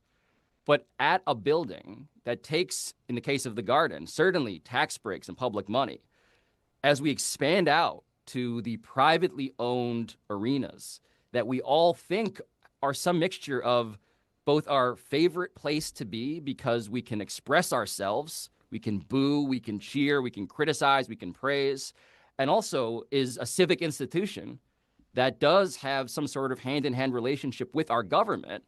I think we just got to change our expectations for what the people who own these teams want to do with us, with the fans. And if you don't express any amount of discomfort about that, if you don't just go along with it, I think you're really running an experiment in which you're giving tacit approval, tacit license to a version of sports that may seem sort of sci-fi and abstract time travel until you see what they're doing. Have you been following this Sam Altman, Elon Musk lawsuit stuff? Because for those of you who have not, what seems to be happening here, and Elon Musk is saying that AI is more dangerous than nukes, and Sam Altman, according to reporting by Ronan Farrow and others, seems to be an uncommonly ambitious liar at every turn. And so the thing that I wanted to ask you about that is, it seems to me that Elon Musk is the OG of sort of creating all of these evil sort of descendants who are now these very young Sam Bankman-Frieds or the guys running the poly markets, where these tech bros have just learned all the things they needed to learn from Elon Musk. And now he's like Mark Cuban, and there are sharks that are younger than him. And Elon Musk is now suing Altman. What is happening here, and what are you interested in here as OpenAI becomes a kind of threat that I think people are vastly underestimating? I will rewind it, actually. I think it starts with Bill Gates and Microsoft, and Steve Ballmer occurs in that story too, incidentally. But I say that because the type of person that we've seen, from Bill Gates to Mark Zuckerberg to Elon Musk to Sam Altman and to all of the AI founders in Silicon Valley now, has been a common thread. And technologically, of course, we can be afraid, is this a nuclear weapon? Is this Geraldo's vault in which we're all promised something and it's not in there, right? You can have that debate, and I think it's very interesting when annihilation is part of the sales pitch, right? That's something to the argument that's happening between Musk and Altman. But the larger picture that I think is important for people to remember is that the common thread through all of those tech CEO founders has been anti-competitiveness. It has been wanting to be a monopoly. It has been preventing regulation. And the reason why that's interesting to me is because Elon Musk was in business with Sam Altman. Now they want to kill each other. There can only be one, right? How does that matter to anybody who's listening, who's just a fan, who's a customer in America? It's because Silicon Valley has been so deeply against anything resembling government oversight of AI, of social media, of any of these tech platforms. So against regulation. And the reason they say it is because we need to innovate. We need to beat China. The problem, especially, and this is before the era of this administration, which is so deeply corrupt, obviously. The problem is, in the absence of competition, you get worse products. The customer is not prioritized. The through line in all the topics we're talking about, from surveillance to AI and all this stuff, is that the customer comes last. They don't think about you except to mine you for money. And if you don't regulate artificial intelligence, which neither, by the way, Elon Musk nor Sam Altman want, if you don't provide some government oversight with a government that is not here to also mine you for money, which is the whole story of this administration, then you're entering a world in which the products you get are worse. The economy you live in is worse. Like, that's the last note on this whole spiel I have, is that the government, if you are pro-capitalism, needs to be regulated, because in the absence of it, you get corruption. You get what happened in Hungary. And the reason I bring up Hungary is because J.D. Vance was just campaigning over there, praising it. And what happened? They lost in a massive landslide election. Viktor Orban lost, this autocrat who's most similar actually governmentally to the United States. And why did he lose? In part because the economy fucking fell apart. The people were like, oh, we're worse. We're worse off as customers. And so forget about what you think about the lib principles here. If you care about your own welfare and the products you use, you should be deeply concerned that these are the people in charge. Pablo Torre finds out he wins awards and yawns about it because it's merely a tie. Thank you, Pablo. You should listen and watch what it is that he's doing, because it's pioneering, it's groundbreaking. He is doing things in the space no one else is doing except for the Kelseys. Thank you. Gracias. We were awesome that segment.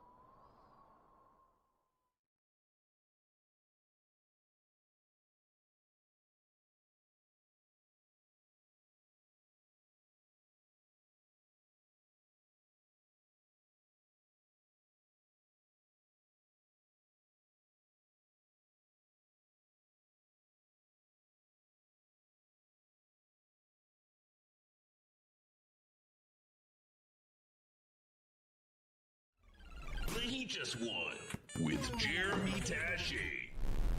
Because Jeremy was an alleged journalist last night. Yeah, my thoughts exactly.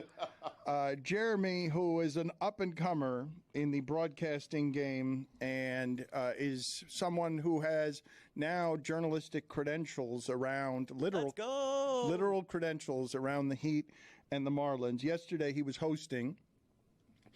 And this is one of the great things, Stugotz, this time of year. We get it so infrequently around here in South Florida. But South Florida has always done this well. The rest of the country always makes fun of, you guys don't care about that sports that much. You're bandwagon people. All right. Many of us are. Not everyone is. The loyalists are super loyal. But Miami does the bandwagon better than anybody. Miami does. Everyone now show up for the party. And so you have, stunningly, a hockey arena in the Everglades, surrounded by airboats and alligators, filled with people to do the wave, watching the game on television. And at the Heat, across the street from us last night, Jeremy Taché is watching the end of that game with a lot of people who are excited. And Stugotz, I'm getting a lot of this. Jimmy was out of bounds, and it ended up being a 3. That was a goaltend ref culture win. Okay, whatever. Tell it to the people who were yelling and screaming around Jeremy. How about this? 1-1, we're coming home. Okay, who's we? Yeah, I took the Heat in 5. Anyone else? He's right. All right, the Knicks are watching this like everybody 2 else. rounds ago. It was a long time ago, understandably. Here's Jeremy Taché not being a journalist while covering, again, an arena filled with people, but no players or athletes were there. You're catching us right now as the Miami Heat have just won Game 2 of the NBA Finals.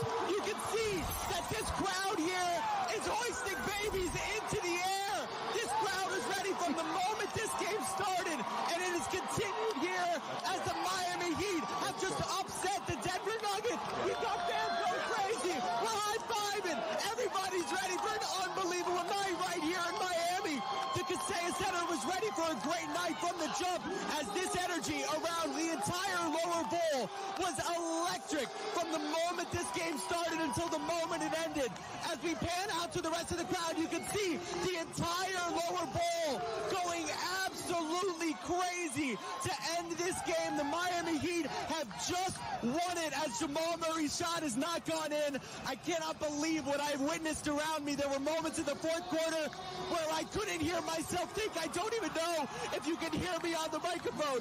What a night at the Kaseya Center as the Miami Heat take their first game, their first win in Denver, and I know that this crowd right here is ready for an unbelievable party Wednesday night, Game 3 here in the Heat's house. Guys, we'll send it back to you in the studio. Oh my gosh, Jeremy Taché doing that on one tank of oxygen. Not a single breath taken. He was like one of those free divers that go down for 20 minutes at the bottom of the ocean.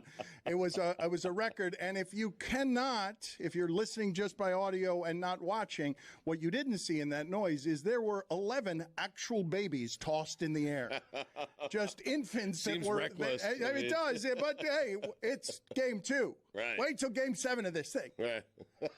11 babies, a fetus. It's not going 7. I said 5. I mean, That's right. You did mention that. Yeah.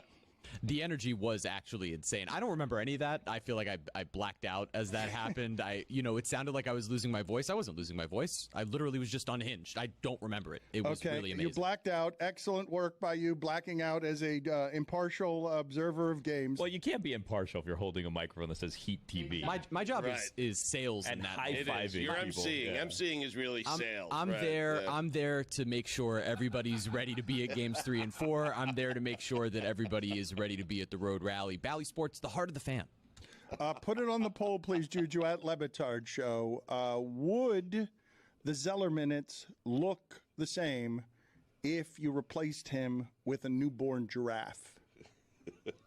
Or that newborn baby that was being hoisted into the air. The giraffe would just be more distracting. I feel like we'd have more success. No, It'd be Zeller's like, plenty distracting. Porter He's right Jr. now. would be like, why is there a giraffe on the court? No. Listen to me. Zeller is a strong human being.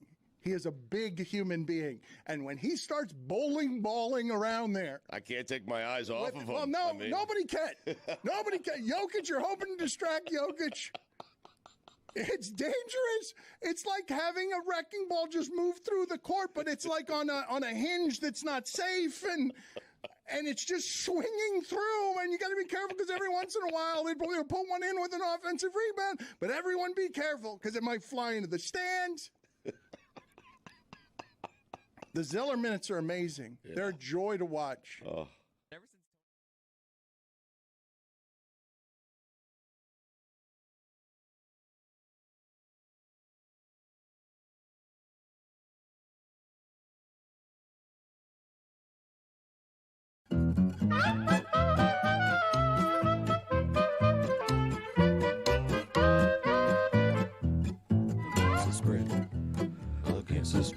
Against the Spread is presented by DraftKings.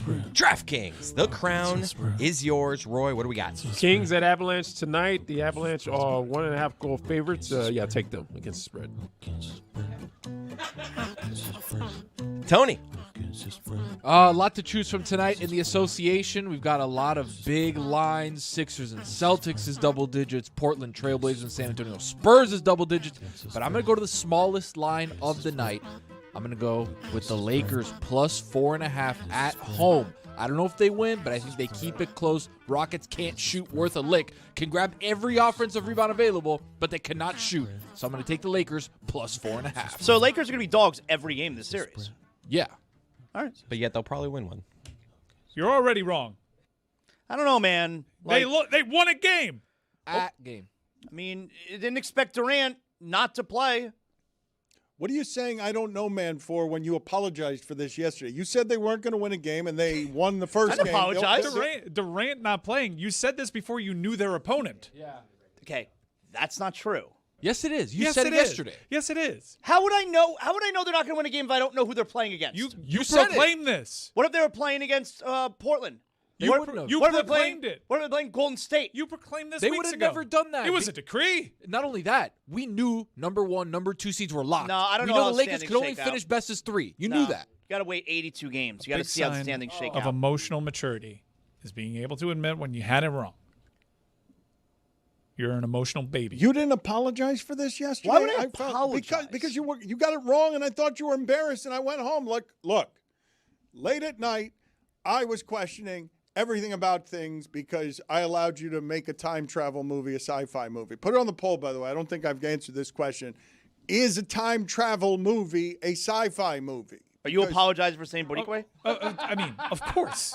You do need to apologize for that. Of course, it's a time. So the time it's travel sci-fi. genre cannot be its own genre. It's a subgenre. Do you folks not know subgenres? These are classified in the traditional action, comedy, drama, romance, Shark movie. sci-fi. No, Shark. It's not on the genre pyramid. Then when you get one of the blocks of sci-fi or horror, then you start peeling back the layers, and you're like, all right, here's a shark. You know Is the it slasher demonic film? possession? Do you know Is a it slasher? slasher? You know Halloween. How about Hitchhiker? Halloween? You know about That's a Halloween? That's a slasher. How about movie. Scream? But it's also a horror movie, larger genre. You mentioned the Lakers. Per Andrew Marchand of The Athletic, Mike Tomlin is headed to NBC and Football Night in America. Oh, let me find this here. I'm sorry. That's Splash. I was a little slow there. Maybe he'll explain to us the first time there why he left. You're like the a dog Steelers. with a bone on this one. I'm just curious. It really is just unending curiosity. I'd like to hear from somebody who's entertaining and has been a pillar in that sport for a long time. I'm not used to mysteries being involved with how it is that somebody who's never had a losing season leaves quietly and doesn't say anything to anybody. Don't blink. We blinked first. That's an upgrade over Dungy, right? Yes. You mentioned blinking and don't blink first. Why did I see when I walked in today a leaf blower being blown in the face of people with terrible facial hair? And I will get to the basketball from last night in a second because that was a lot of fun. What happened to the New York Knicks last night, what the Atlanta Hawks did last night. But I don't want to get there until I show this competition. And Chris, you're going to have to explain to me. How long can I stay on this bull? How long can I get a leaf blower blown into my face? The thing that's interesting about it is the air is blowing so hard that the eyelids are moving. Yeah, so that guy looked like he blinked 10 it's times. tough to tell when the actual blink happened. On YouTube, and you just watch this on audio, one of the great delights of this video is that both of the people who are having leaf blower blown in their face look like something out of Antiques Roadshow. Like, I can't explain to you. They're from the 70s. They've got a pilgrim quality to them. They're unusual looking people with a lot of facial hair. Big off for it. Which I think they were purposely selected because they have hair. Like Nick Wright here gets his mouth blown open. Oh, come on. Gets his, the leaf blower. You know, you guys have heard me say this before. With all the technological advancements happening all around the globe, how is it possible that we have not figured out how to make a quiet leaf blower yet? How is it that the leaf blower is the most inefficient of all the utensils that you use to fix anything? How can we not get a quiet one? It sounds like, I don't know how my cruise ship goes past me quietly, motored by something, but a leaf blower is something that wakes everybody up in the morning. Well, I'm not surprised that you're not totally up to date on leaf blower technology, but there are battery-powered ones that have a pleasant hum. Also, you're far away from that cruise ship. It's pretty loud up close. You're also probably listening to the industrial guy that has the backpack of the leaf blower. Well, put it on the poll at Le Batard Show. What's louder, cruise ship or a leaf blower? I think the leaf blower. You say I'm far away from it. I feel like I'm far away from the leaf blower because I don't live on the ground, and it wakes me up every morning. Those are the gas-powered ones. They have quiet ones for your home. They do. You never secure the perimeter. I understand that there are some leaf blowers that are quiet. Why are they never the one outside of my house? Because those are industrial types. Exactly. Those are commercial style. When you have your team of 40 doing your landscaping, they need the gas-powered ones to get through that job quickly. Those people are both blinking. Every time you walk home, I imagine there's someone with shears carving an animal into some kind of foliage. Nudie Magazine Day! The thing that I had last night, Zaslow, that doesn't happen to me very often, okay? I don't think, never mind sports, I don't think there's anything in the world that does this to me. I think this is my number one, I'm a hater. There's nothing else to be said. I'm just being a hater here. The way the Knicks lost last night, which hasn't happened since Reggie Miller did it to them in the playoffs. That kind of game where they're leading in the fourth quarter and then everything falls apart. They're missing their free throws. They've got a bunch of turnovers. Now everyone's questioning how it is Mike Brown is using Karl Anthony Towns and Jalen Brunson. And there is just so much noise around the first round of C.J. McCollum took you out. C.J. McCollum is playing the Trae Young role of being the villain in Madison Square Garden when he's one of the sweetest guys in the league and just a great trade for that team in general because they don't have any playoff experience. Not that he has that much, but he's a steady hand, and he dusted the Knicks in that game, even though he missed a couple of free throws that could have cost them the game. So the thing that I wanted to ask you guys is, what is your number one I'm a hater thing? I'm just a hater because I don't think I even have a second one in enjoying the shutting up of that fan base. Now, this is something that comes from the roots of South Florida where I'm just used to, it's not even the Heat-Knicks rivalry from a million years ago. I'm just so used to New Yorkers living in our city while telling us that New York is better while living in our city, that those loud people, I enjoy suffering that particular loss. Where have you seen some of these numbers? They are now 53-1 when leading by 10 entering the fourth quarter. Of a playoff game, I think, in their history, right? Yeah, of a playoff game, and the only one there is the Reggie Miller game. Yeah, that's right. Like that's the only one. I'm sorry. So now they're 53-2. When they lead by double figures going into the fourth quarter, they win that game at home. And now, this is something that's different about the Knicks now. This has changed about the Knicks. They're the ones with the playoff experience. That team has averaged 50 wins a season the last 4 seasons. That team gets out of the first round now. The noise around the Knicks right now. Do you have something that you hate that you would put at the top of your hater list? Because I really do believe this is the only thing on my hater list, inside or outside of sports. Everything Boston for me. Boston's number one. I mean, when I was a kid, because the Knicks, obviously, 98, 99, 2000, gave me a lot of pain. And I hated the Knicks so much. But now it's anything Boston. I hate everything Celtics. I hate everything Bruins. I hate Patriots, the Red Sox. Anything Boston, I'm rooting for them to be miserable. I love when something goes wrong. And when something goes wrong with those teams, especially the Celtics, I exacerbate it.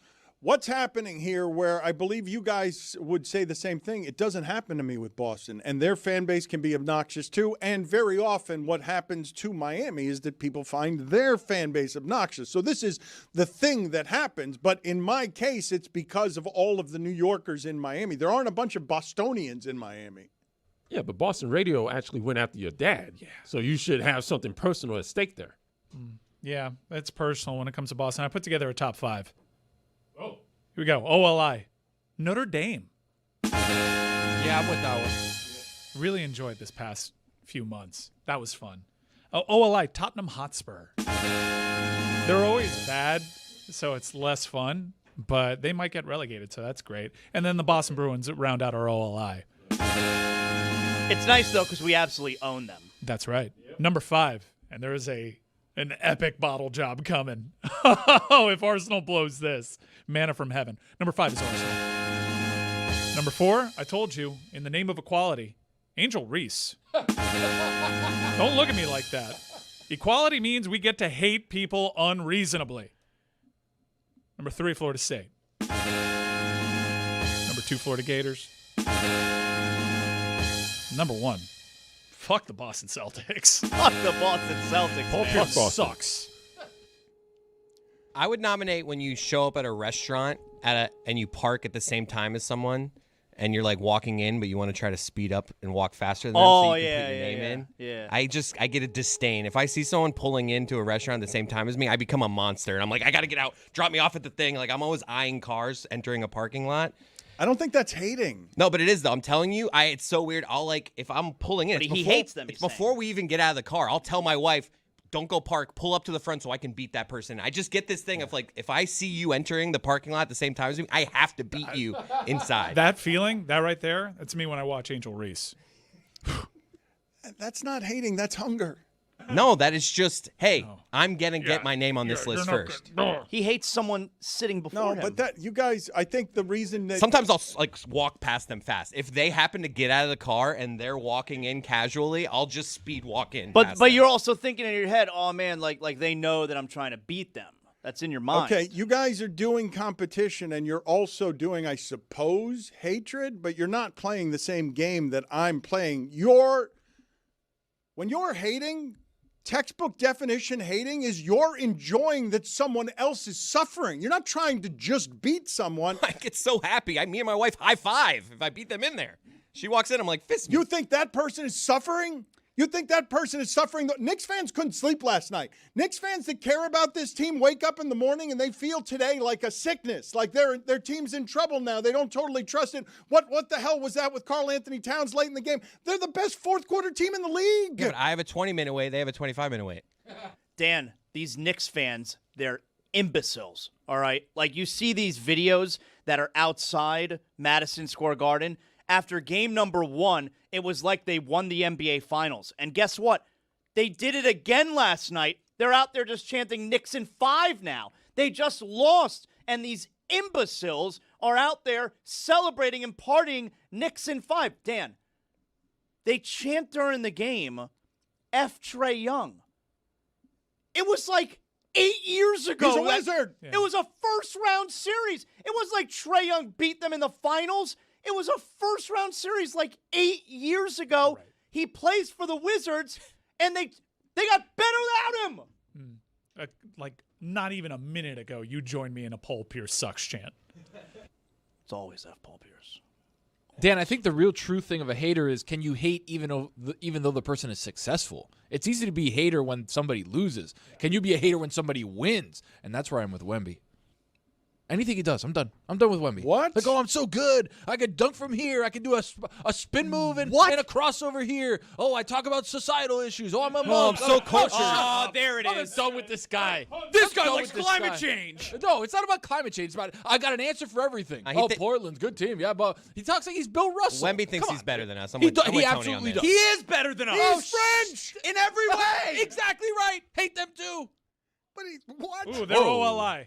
Adding the French. Thank you. And the Tampa Bay Lightning. Thank you. For me, it's for sure the Miami Hurricanes. We don't think about you at all. Say you're done with Wemby, because I am. Why would I be done with Wemby? Because it's just, everything is so perfect. He's Mr. Perfect. Everything. There's nothing wrong with Wemby ever. Adding another OLI. The Ryan Howard, Chase Utley, Jimmy Rollins Phillies. There's nothing wrong with Victor Wembanyama ever. How are the Knicks not on your list anywhere? They're funny. Yeah. They're funny. We are so far removed from that being a rivalry. They're nothing. And they haven't meant anything to the Miami Heat since before the 21st century, no really. threat. Okay, So but yeah. So you guys, the way you guys are doing that hating though is it's also soaked in some jealousy. That's not what I'm doing. Yeah, it's how do they affect me? Mine is pure Schadenfreude. Mine is simply enjoying the suffering of someone else, and I don't do it with anything else. Like there's legitimately, I guess Alabama did some of this to me after Nick Saban started hogging all of the championships. Very faintly though, it isn't anything compared. It isn't anything compared to this, but it's not from the jealousy of they beat me or they've passed me. It's simply just loud New York arrogance, seeing it punctured in a way that is just textbook choking. Because that game last night, Zaslow, what were your takeaways as you did tablet time because you're snoring too much and you're watching too much wrestling, and Tamara says that you've got to watch everything under the covers hidden from her? I liked it. I was glad that the Hawks, last night, I proclaimed, Dan, coming into the week, NBA playoffs have been a dud. Well, last night took a turn for the better. You happy now? I am very happy now. That's right. Give me some road teams. Can you win a game on the road? Minnesota did. Atlanta did. So now we're cooking. And, of course, New York, the way that they blew that game, Jalen Brunson can't defend. Karl Anthony Towns refuses to shoot. Mikal Bridges, hey, missed another jump shot. And Mike Brown, boy, he stinks. I love the Mike Brown, Tom Thibodeau thing, the comparison, okay? Mike Brown stinks. I understand it's easy to go after the coach. He's not a good coach. And just the idea that the Knicks can lose this series, they can't. Just the idea that they could lose this series, can you imagine what the fallout's going to be if New York loses in the first round? That's exciting. To the Atlanta Hawks, too. That's exciting. And the ghost of Trae Young somewhere in Washington, D.C. But the thing is, the most clutch player in the league year in and year out has been Jalen Brunson. He hit some big shots last night. But when it came to, all right, I need this bucket, Nickeil Alexander-Walker took his cookies. Well, they were just attacking Jalen Brunson Cookies. every chance they can get, attacking him. Like he was all. I mean, he's not a good defender, not for lack of effort. He's just small. Okay, he's not a good defender, and neither is Karl Anthony Towns. But Karl Anthony Towns evaporated in that game, and that's where the criticism will go because grande por gusto. Like the size works for Brunson in this situation and works against Karl Anthony Towns. But you just said Mike Brown's not a good coach. Did he win Coach of the Year in Sacramento? And was that He's won it multiple times. So man, Zaz. Coach of the Year multiple times is not a good coach? Like, you feel comfortable? It's all about expectations. Mike Brown, I'll never support bringing – you know, we lost in the conference finals last year. I'm talking about the Knicks. You know what's going to get us over the hump? The guy that the Sacramento Kings don't think is good enough to coach their team. You know what's good enough to get us over the hump? But he also produced the best season Sacramento's had in 2 decades? Mm-hmm. Yeah, there's a couple of characters like this in soccer.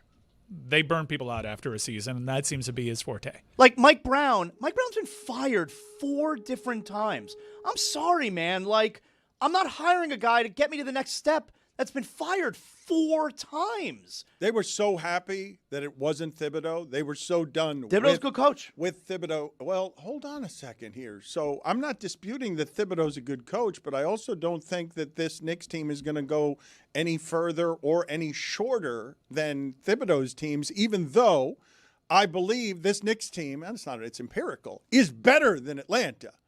But you can't give up that game in the playoffs. Like, giving up that game that way, that felt like the Halliburton game from last year. And they survived it. They survived the Halliburton game. But to lose when C.J. McCollum cuts your throat, when you're the best fourth-quarter team in the league because you have Jalen Brunson. You're not going to trust a guy who's been fired 3 to 4 times to get you over the hump? Well, I know you didn't start watching the NHL playoffs till the Panthers got good, but Paul Maurice got fired 3 times and effectively was fired in Winnipeg. They got you. I don't think it's the same thing in that sport. What do you mean? Got you. I don't think it's the same thing. In that sport, it's not the same thing too, because they fire their coaches all the time. They do. They do. You know who the oldest coach in the NBA playoffs is? Well, I want to guess. Guess. Okay, I don't know. It's fun. It's a fun one. Quinn Snyder.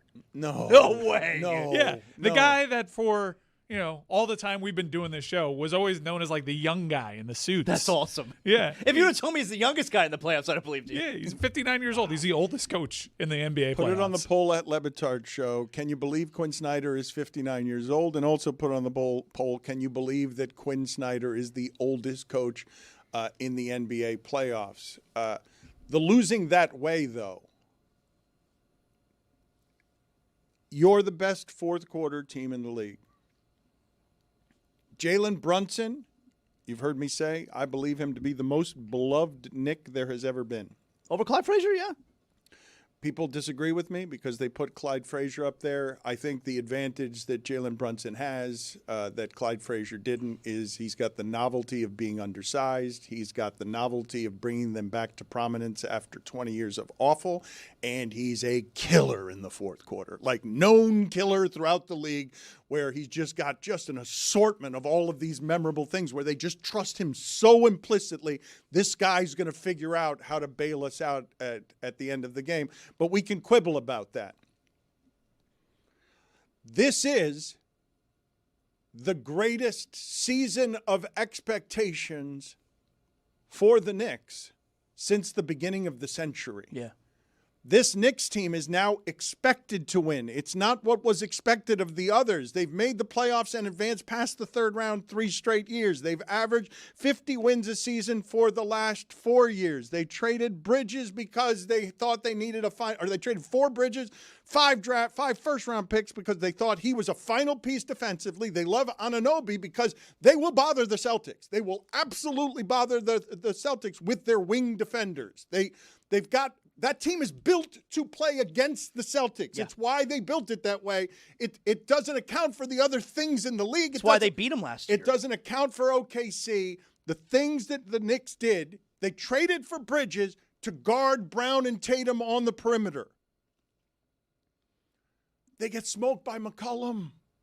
They get smoked at home in the fourth quarter. McCollum does to them what Halliburton did to them.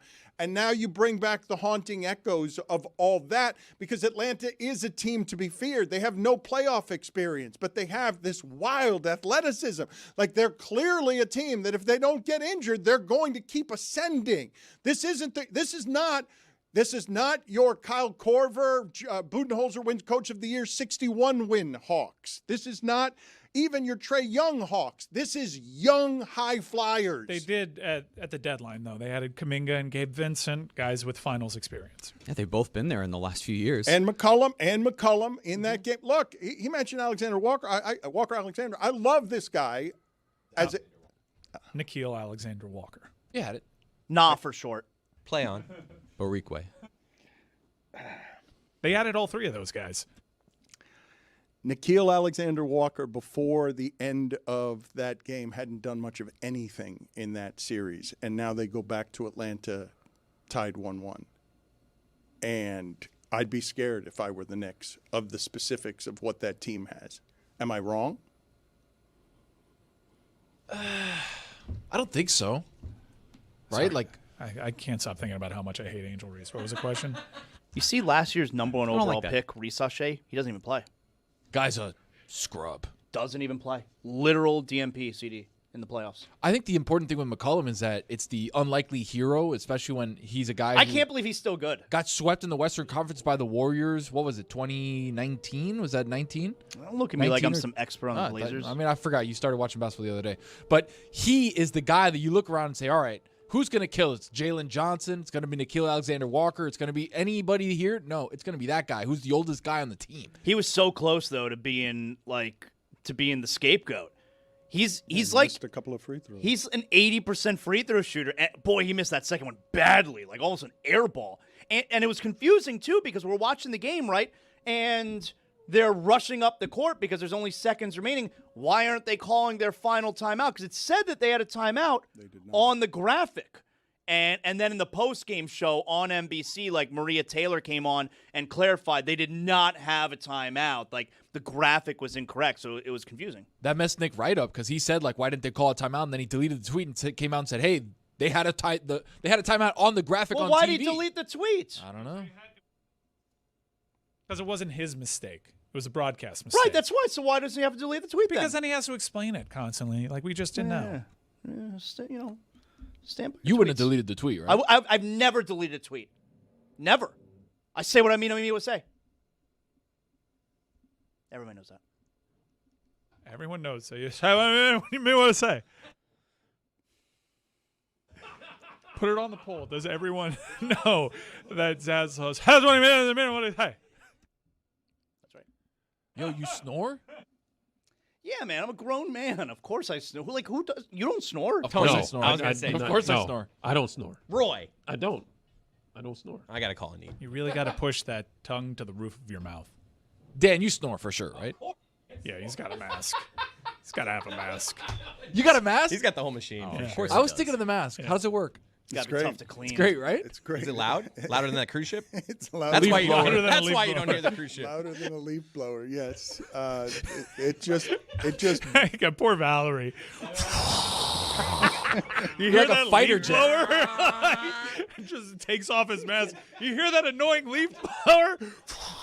Darth Vader sleeping next to her. Her face looks like those people who were in that the blinking competition where I'm snoring so loud that her mouth is blowing open and she can't That's what he blink. thinks is a leaf blower this whole time. The sleep machine is just extra oxygen that allows you to sleep deeper if you're a snorer. It is a magical device. The other game, though, tonight between the Rockets and the Lakers, one of the things I wanted to ask you guys, because of, I want to call it rarefied air that LeBron occupies, but it's not even rarefied. He's the only one who occupies, I think, the space I'm about to describe anywhere in sports. Maybe Messi does, but I don't think Wembanyama does. I don't think Ohtani does. I don't think anybody else in sports occupies the space I'm about to describe. He's not just the oldest player in the league. He's not just the oldest player in the league who was the centerpiece of the Lakers winning a playoff game. He wasn't the secondary player. He's not the third player. He's the oldest player in the league and the star of the team winning a playoff game while playing with his son. Not only that, though, that playoff game means that since 1995, LeBron James has won more playoff games than the Spurs. LeBron James has won more playoff games than the Lakers. Since 1995, LeBron James has won more playoff games than the Miami Heat, than the Boston Celtics. No person or team has done as much winning since 1995 of playoff games as the singular person, LeBron James, who did it as the oldest player in the league. And the thing I think it makes him rarer than anyone else in this age of mastery throughout sports is that I think he's lost the ability to impress us with anything he does because we're losing sight of all the things that I just said, which are crazy. As the oldest player in the league, man, I remember what Kareem Abdul-Jabbar and Michael Jordan looked like at the end of their careers. They could not win a playoff game as the primary player against anybody, whether Kevin Durant was on or not, and they were younger. They were younger than LeBron. Can you look up for me what Kareem was doing at the end when all he could do was the skyhook and he wasn't the principal player? And I don't think I have it wrong when I think in his last season, whatever the age was, he wasn't very much of a scorer. He could just be taller than everyone else. I think Ohtani can still awe us. I think Wembanyama can still awe us. I think LeBron can't. We're too used to being awed by him. If the Lakers win this series, we are going to be in awe of LeBron. Okay, they won game one, and maybe as an underdog again, they'll win game two tonight. But if they knock off Houston, we're going to have to be in awe of him at 41 leading that team. You most certainly will have to be. To a series victory. I said before that series was played, given that his top two guys are out, it would be the most impressive thing of his career if he won a first-round playoff series against Houston as the oldest player in the league. And I think the oldest player in the league by miles. By far. Cap at the end was 41 years old, 10 points, 4.5 rebounds a game on 47% shooting from the field in 22 minutes. Time to hang it up. Wow. Kareem Abdul-Jabbar. A little bit of a compiler, it turns out. Compiler. Yeah. I mean, 10 points a game because all he could do, he was creaking. How does he get 4 boards in 22 minutes? 6 MVPs, though. I don't know. Not that season. Handful of championships. I never saw him. I think he's bad now. I would argue that Ohtani's in this category, though. That's right. Ohtani is just what more can he do at this point? He's dominating pitching. He's leading the league in home runs. People are calling him Babe Ruth. I don't agree. Coming through in the postseason. I don't agree. Last year in a game against the Marlins, I thought we were awed by whatever it was, 10 RBI and 3 home runs. I thought that was awe-inspiring last year. Yeah. Yeah. I mean, I'm just trying to I'm going around all the other sports, and all the best players can still impress me. For me, this is a LeBron. I'm with you. I'm not finding anyone better than LeBron. I'm just saying Ohtani's probably the closest. When Ohtani pitches, 8 shutout innings and also hits a home run in the game, you're not in awe. No, it does still get you. Yeah, I could play that. I could play that game where if LeBron has a triple double tonight, that doesn't impress you. Well, I just think, though, that all of the things that I just said to you, like the factors, right? The skipping past, played a playoff game with his son, is still better at basketball than his son, who's an NBA basketball player. But is he?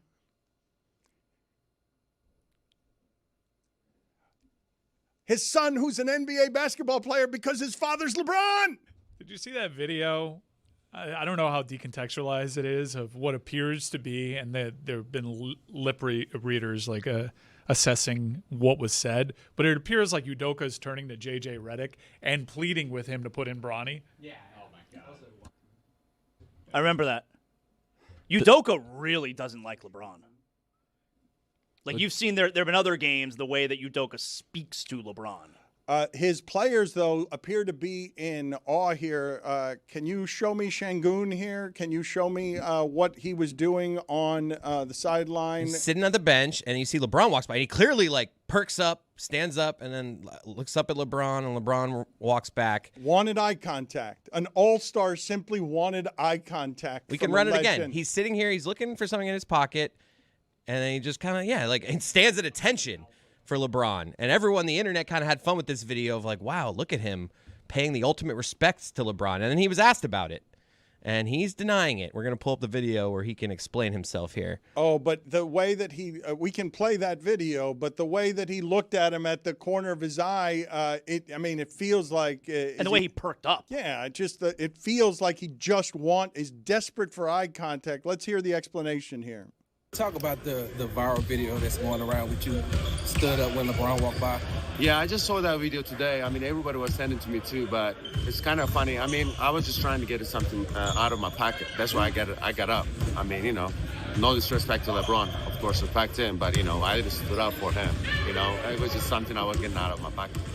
I don't believe him. And now I know in the video he's clearly is reaching for something in his pocket, but that doesn't explain his body. Like he jerks, he looks up at LeBron and he stands up like, whoa. He's not even reaching for in the pocket anymore. Once he stands up, he's not even reaching. Cool part of that vid is everybody in the background also standing up because they see LeBron walking over. But this is what tall guys do. You're not going to alpha me. Yeah. You're not going to.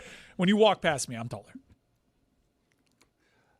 I just am going to keep saying oldest player in the league because when I think in any sport of oldest player in the league, I think of people like Jamie Moyer. I think of like Morton Anderson. Oh, he was on that Ryan Howard team that I hated so much. But just I'm thinking like Charlie Huff. I'm 46 years old, complete game. I'm just thinking of like old kickers. Like a wrinkly guy with white chest hair. Gordie Howe. Somebody. Tom Brady's filler. Somebody who's just wandering around out there, not able to beat the young Houston Rockets in a playoff game with efficiency.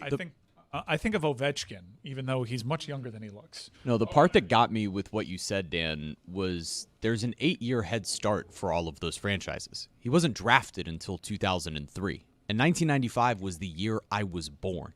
So in my lifetime, LeBron James has more playoff wins than any singular NBA franchise. That's insane. It is, but it's also a bit of a rhetorical trick because here's the number, okay? It's 185. Then the Spurs are at 184. The Lakers are at 172. Playoff games won since 1995. The Heat then are at 161 with Derek Fisher.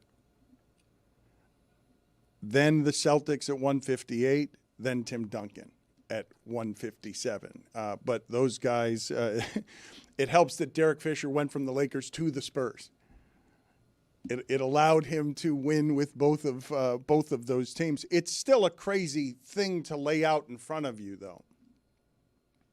Still an all-star, oldest player in the league, playing a playoff game with his son, and as the centerpiece of the team at an age when Kareem Abdul-Jabbar was averaging 10 points a game and 4 rebounds in 22 minutes.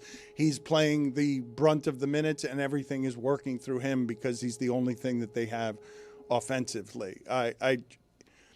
You guys don't agree with the assessment that there is nothing that he can do at this point? I suppose if he wins another title as the oldest player in the league, that would be something that would astound. Yeah, but that would be because it would affect the start times, which is you're asking what else he can do. Maybe move to an East Coast team. It's hard to keep up with the achievements. These games are late. Doesn't bother me. I get to stay up as late as I want. You're a big boy. Provided Before it's on a snoring. tablet. I am a big boy. Derek Fisher, never a Spur, by the way. You confused him with Robert Ory. Oh, mother. But It's fine. Alexander Walker! Walker Alexander! Borica! Borique. Borique! Borique.